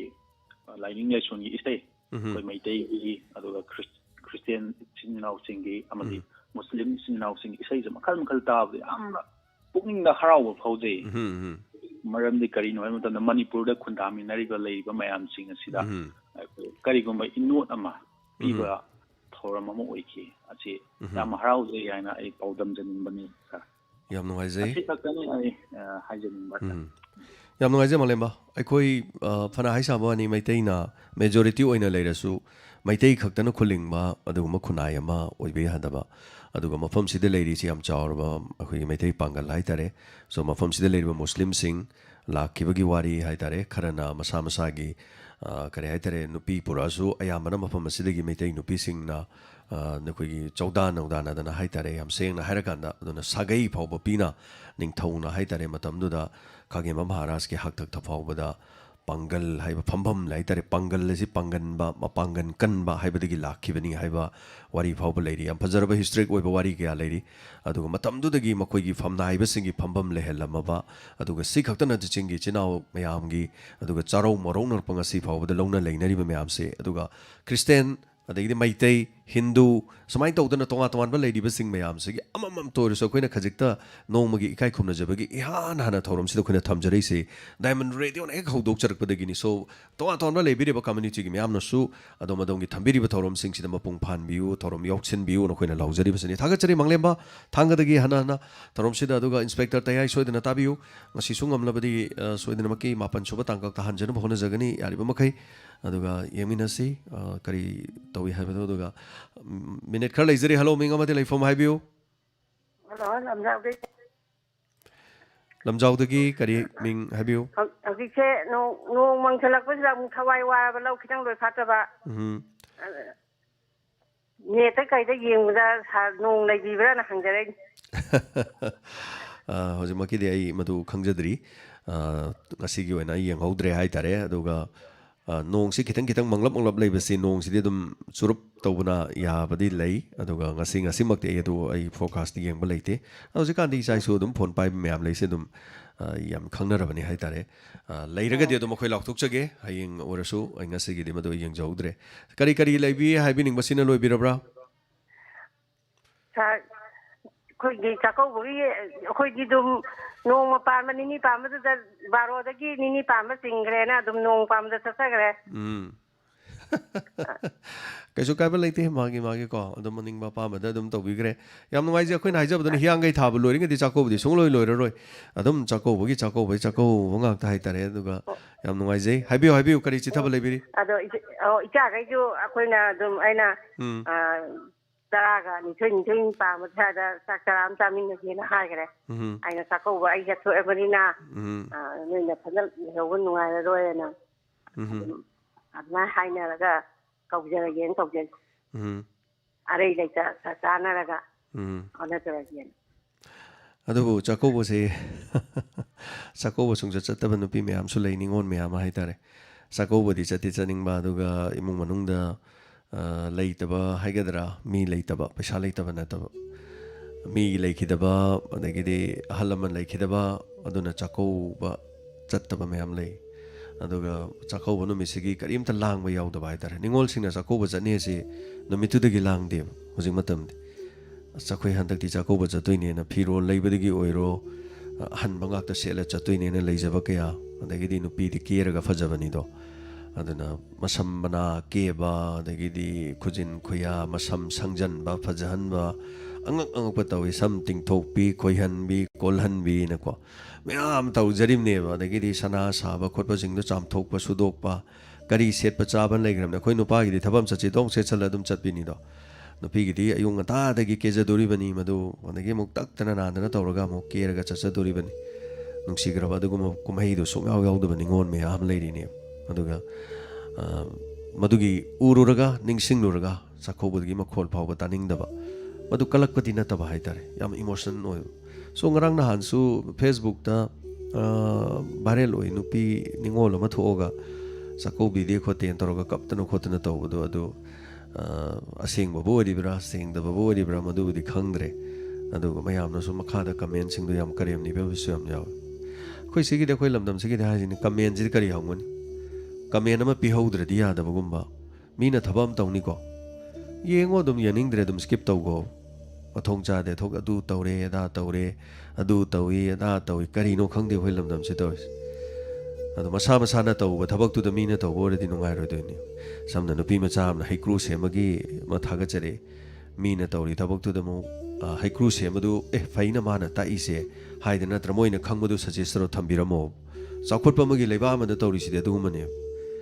ꯅꯪꯒꯤꯗꯣ ꯑꯗꯨꯗꯒꯤ ꯍꯦꯟꯅ ꯐꯕ ꯁꯨꯃꯥꯏꯅ ꯇꯧ ꯌꯥꯕꯅꯤ ꯁꯨꯃꯥꯏꯅ ꯇꯧꯕꯅꯤ ꯑꯗꯨ ꯑꯣꯏꯔꯗꯤ ꯈꯪꯗꯕ ꯃꯤꯗꯨꯅ ꯇꯥꯔꯒ ꯑꯅꯤꯃꯛꯇꯨꯒꯤ ꯌꯦꯡꯉꯀꯥꯟꯗ ꯑꯐꯕ ꯃꯥꯏꯀꯩ ꯑꯃꯗ ꯆꯠꯇꯣꯏꯅꯦꯕ ꯑꯩꯈꯣꯏꯗꯤ ꯅꯨꯄꯤ ꯃꯆꯥ ꯑꯃ ꯊꯣꯛꯑꯅꯤ ꯍꯩꯀ꯭ꯔꯨ ꯑꯆꯥꯔ ꯁꯦꯝꯃꯦ ꯑꯗꯨ ꯇꯧꯔꯦꯅ ꯇꯧꯔꯒ ꯅꯃꯤꯡ ꯍꯥꯏꯔꯛꯑꯣ ꯐꯣꯟ ꯅꯝꯕꯔ ꯍꯥꯏꯔꯛꯑꯣ ꯑꯥꯏ ꯂꯚ ꯌꯨ ꯁꯤ ꯀꯩꯅꯣ ꯈꯪꯗꯦ ꯅꯤꯡꯉꯣꯟꯒꯥꯏꯁꯦ ꯂꯩꯖꯗꯕ ꯑꯗꯒꯤꯗꯤ ꯀꯔꯤ ꯍꯥꯏꯅꯤ ꯑꯃꯨꯛꯇ ꯎꯖꯗ꯭ꯔꯤꯕꯗꯨ ꯉꯥꯏ ꯀꯃꯦꯟꯁꯦ ꯑꯗꯩ ꯀꯅꯥꯒꯨꯝꯕ ꯑꯃ ꯇꯧꯔꯦ ꯅꯨꯄꯤ ꯑꯃꯅ ꯑꯩ ꯆꯥꯛꯀꯧꯕꯤꯗꯦꯅ ꯀꯞꯑꯣ ꯈꯣꯡ ꯀꯞꯄꯦ ꯃꯗꯨ ꯅꯥꯀꯟ ꯑꯃꯗ ꯆꯪꯉ ꯀꯃꯦꯟꯁꯦ ꯕꯦꯠ ꯀꯃꯦꯟ ꯃꯌꯥꯝꯁꯦ ꯄꯥꯕꯗ ꯅꯨꯄꯤꯗꯨ ꯅꯨꯡꯉꯥꯏꯖꯗꯗꯅ ꯇꯧꯖꯔꯤꯅꯤ ꯑꯣꯔ ꯆꯥꯛꯀꯧꯕꯤꯗꯅ ꯃꯌꯥꯝꯅ ꯑꯩꯉꯣꯟꯗ ꯍꯪꯉꯦ ꯅꯨꯄꯤꯗꯨꯒꯤ ꯅꯝꯕꯔ ꯈꯪꯕꯤꯕ꯭ꯔꯥ ꯑꯩꯈꯣꯏ ꯆꯥꯛꯀꯧꯖꯒꯦ ꯅꯨꯄꯤꯗꯨꯒꯤ ꯑꯦꯗ꯭ꯔꯦꯁ ꯄꯤꯕꯤꯌꯨ ꯑꯩꯈꯣꯏ ꯆꯥꯛꯀꯧꯖꯒꯦ ꯗꯥꯏꯃꯟꯅ ꯈꯪꯕꯤꯕ꯭ꯔꯥ ꯈꯣꯠꯄ꯭ꯔꯥ ꯍꯪꯉꯛꯄ ꯌꯥꯎꯋꯦ ꯑꯩꯈꯣꯏꯗ ꯑꯩꯈꯣꯏꯁꯨ ꯈꯪꯖꯗ꯭ꯔꯦ ꯑꯩꯈꯣꯏꯗꯁꯨ ꯏꯟꯐꯣꯔꯃꯦꯁꯟꯗꯤ ꯂꯩꯇꯕꯅꯤꯅ ꯈꯪꯉꯕꯨꯗꯤ ꯍꯥꯏꯒꯦ ꯑꯗꯣ ꯀꯔꯤꯅꯣ ꯈꯪꯗꯦ ꯑꯩꯈꯣꯏ ꯂꯝꯗꯝꯁꯤꯒꯤꯗꯤ ꯍꯥꯏꯁꯤꯅꯤ ꯁꯣ ꯆꯥꯛꯀꯧꯕ ꯆꯠꯄꯩꯁꯨ ꯆꯠꯇꯕꯩꯁꯨ ꯑꯃꯒꯤꯁꯨ ꯍꯦꯛ ꯑꯦꯅꯤ ꯄꯣꯁ ꯑꯃ ꯍꯦꯛ ꯊꯥꯒꯠꯂꯛꯄ ꯃꯇꯝꯗ ꯃꯗ ꯆꯪꯉꯒ ꯃꯊꯧ ꯂꯩꯇꯕ ꯃꯌꯥꯝꯁꯤꯅꯀꯣ ꯃꯣꯏ ꯇꯧꯔꯣꯗꯅ ꯍꯥꯏꯗꯤ ꯀꯩꯁꯨ ꯌꯥꯗꯕ ꯑꯗꯣ ꯃꯁꯤ ꯆꯠꯅꯕꯤꯅꯤ ꯈꯥꯡꯕ ꯇꯥꯕꯅꯤ ꯑꯦꯅꯤꯋꯦ ꯑꯃ ꯑꯣꯏꯔꯦ ꯆꯥꯛꯀꯧꯕꯒꯤ ꯃꯇꯝ ꯉꯁꯤ ꯉꯔꯥꯡ ꯂꯣꯏꯁꯟꯈ꯭ꯔꯁꯨ ꯆꯥꯛꯀꯧꯕ ꯍꯤꯌꯥꯡꯒꯩ ꯊꯥꯅ ꯂꯣꯏꯔꯤꯕ ꯃꯈꯩꯗꯤ ꯂꯣꯏꯕ ꯅꯥꯏꯔꯣꯏ ꯇꯞꯅ ꯇꯞꯅ ꯁꯨꯃꯛ ꯀꯧꯔꯕꯁꯨ ꯌꯥꯏ ꯀꯩꯁꯨ ꯀꯥꯏꯕ ꯂꯩꯇꯦ ꯑꯃꯒꯤ ꯑꯁꯪꯕ ꯑꯗꯨꯝ ꯀꯧꯕꯤꯌꯨ ꯑꯗꯨꯒ ꯅꯤꯡꯉꯣꯜꯁꯤꯡꯕꯨ ꯑꯃꯨꯛꯇꯪꯗꯤ ꯃꯄꯥꯝ ꯂꯝꯗꯝꯗ ꯍꯔꯥꯎꯅ ꯂꯥꯛꯆꯕꯗ ꯃꯕꯨꯡ ꯃꯧꯄ꯭ꯋꯥꯁꯤꯡꯅ ꯅꯨꯃꯤꯠꯇꯨꯃꯗꯤ ꯂꯨꯅ ꯇꯧꯖꯕꯁꯤ ꯅꯤꯡꯉꯣꯜꯅ ꯀꯔꯤ ꯍꯪꯖꯔꯨꯅꯤ ꯅꯨꯡꯉꯥꯏꯕꯗ ꯃꯁꯤꯗꯤ ꯍꯦꯟꯅ ꯂꯩꯇꯦ ꯍꯜꯂꯣ ꯃꯤꯡ ꯑꯃꯗꯤ ꯂꯩꯐꯝ ꯍꯥꯏꯕꯤꯌꯨ ꯍꯜꯂꯣ ꯍꯜꯂꯣ ꯁꯥꯔ ꯍꯥꯏꯕꯤꯌꯨ ꯁꯥꯔ ꯑꯩ ꯃꯩꯇꯩ ꯆꯅꯨ ꯅꯦꯁꯅꯦꯜꯗꯒꯤ ꯑꯩ ꯀꯩꯅꯣ ꯄꯨꯛꯅꯤꯡꯒꯤ ꯋꯥꯔꯝꯗ ꯀꯩꯅꯣꯝꯇ ꯄꯨꯈꯠꯆꯒꯦ ꯇꯧꯕ ꯃꯩꯇꯩ ꯆꯅꯨꯁꯤ ꯂꯝ ꯀꯔꯤꯅꯦꯕ ꯍꯥ ꯂꯝꯗꯨ ꯀꯔꯤꯅꯦꯕ ꯁꯦꯔꯧ ꯑꯣꯀꯦ ꯁꯥꯔ ꯑꯩꯈꯣꯏ ꯅꯤꯉꯣꯜ ꯆꯥꯛꯀꯧꯕꯒꯤꯗ ꯑꯩꯈꯣꯏ ꯍꯤꯌꯥꯡꯒꯩ ꯊꯥꯁꯦ ꯌꯥꯝ ꯇꯥꯡꯅ ꯂꯥꯛꯄꯅꯤꯗꯅꯀꯣ ꯑꯗꯨꯗꯨꯅ ꯑꯩꯈꯣꯏ ꯅꯤꯉꯣꯜꯉꯩꯁꯦ ꯅꯤꯉꯣꯜ ꯆꯥꯛꯀꯧꯕ ꯆꯠꯄꯗ ꯑꯩꯈꯣꯏꯒꯤ ꯄꯨꯔꯤꯕ ꯍꯧꯖꯤꯛꯀꯥꯟꯁꯦ ꯂꯣꯏꯅ ꯄꯨꯅꯩ ꯁꯥꯔ ꯆꯥꯛꯈꯨꯝꯒꯤ ꯑꯥꯏꯇꯦꯝꯉꯩ ꯂꯣꯏꯅ ꯊꯥꯎ ꯃꯣꯔꯣꯛ ꯉꯥꯔꯤ ꯂꯣꯏꯅ ꯑꯗꯨ ma'am purabani na sir. Hadi nabung pa lecture sin din su khatang ting ba do mo na pura pa do da ma'am pining ya do na ya ga di ibung ipai mai pa da su arum ba hadi polum da pukhapi da ba ado yang na mo ni hara hara na nusina ko gi bol paper sa ado ni hen na pam de ado ni mo sin du su ai hajani ngri da kina lam ten da na ba ji kitang get pi hen hajani sa sin tang bukhatani ba na Thagachari maitai chanu dakina gidi kanamta aina khangjabdadi ko dakina gidi tanabasi leitre na hawai khara panginge gi lari laisu tamaga lari ga heraga laisu khangdaba na mau ani hum leibada sakhoi se gidi sana mohorom tawre sakhoi tamodo ai gidi sana mohor ani toro haige che ai gidi sana mohor ani toro kane ye angam tanaba apang mai wane ba nungsi na leige hadi yum da leiriba mau ga se che nang ado phanek tu phajadi ai ge malai se si phanek se oina selu ai bok setri bani se sana ga dui che ai gi sana si yalu se madu nungsi na ba ko ye adai di yeng phajade da du tawdi ko chakra ka da khoi che ne si sana do iman malle na du tawra na skarai dino phi ne na ko phai ka bam pothore sina kai nungsi na doino ai gi lei jabadu ngasi ka tang mana se charu bada man ga do ba leite thamoi seng ma ngasai kolar man ai bi khibado ai nungai na leige hairabadi ai ihan hanbada ai si yamna chamthokpa thamoi si yam tingthokpa yam chamthokpam kak change aina phattaba wakhan sum khallerega aina phattaba sum wakhan khallera mi na phana ma paba toroksano ai gi nakanda leba mi da soi ngang modorom kaino ai phattabai ai hana ma to tingthokpio ai gi thamoi se amta tingna leibiyo karigino do gamna kanna adongi thamoi do kan law leibiri du karigino amukta nok thokpiu amukta mi nungsi leiba oibiu adomna nungsi thorokpadane mi ataina su loi nungsi saladam adomna mi gi mabung nana ba kak nganga di mi na dum nung holakta bani mi su aduna nungsi na bayam jangi aduna thagachari habiri wafam se meti chanu aduga aikoi gi hojiki habiri wafam du meti chanu wafam yam nungsi bam sale morok thom thau bo imung di yening da na mapam digi pura la ena haibadu aikoi gi imung du diam leijadaba mabung mapa sing du yam leijada ba haitare ada mache mayam madigi machan leiba sing du no ngai fa ba oiba mi mamangdadi mabung adi machan lairising ada moi mopa laising chakko bangam dabadagi ba karim tor noi chakko bada haiba laukse akhoi tawke se noi chakko bada hai laukse na hairaga bu ko nung si na dum chakko bu su lay si kari kai gi karim kai di mapam dung ngam jadre puraga yen bu semaga puraga ningo dun puru sakhi ai gen mabung mopa sing duga chaminaru kari kai gi karim kai ba laiti angam bana ngam bagi ngam dabagi magi mahum sai aduna heng kauroi dun mabung mopa sing dun aina leijadadani cheduna thum thau morok yen bok semagi cheduna pura sak chamina gi kamai kaw doinu mopa nu padana sum kaw roi dong adun nuksina ba se dai do dong ni hai tare so tension jage aini yamna khangbagi ngangjabana te haijabana te aigi topic sida duga ran be yor sunga pigani semdok piu afabarom da chingsin biu aduga hanana thaga charing asigi damok te thoron loisen jabagi haba logjagi nungsiraba sigumba ningol chakobogi matam hiangai gi matam lakpada mabung mopa aduga machan mabung masigi emotion sidi kari hanguni kanana su khama ngamoi hana thaga chari mayam panabak thorom si saruga abirba sing thorom sanduk jabada soiki ba wahi wata henjin ki ba yawro basunga pigani hayeng amuk pungpham sida laksage amuk mayamna puningi warol phongdo piu loinana ngasigi thorom talent han thorom da muk saruga biduna hak to matang bothamina si wahai siga loinana James Saigul jamna mayam panabak gi thorom good morning diamond gi thorom loisin jabe upload jari khurum jari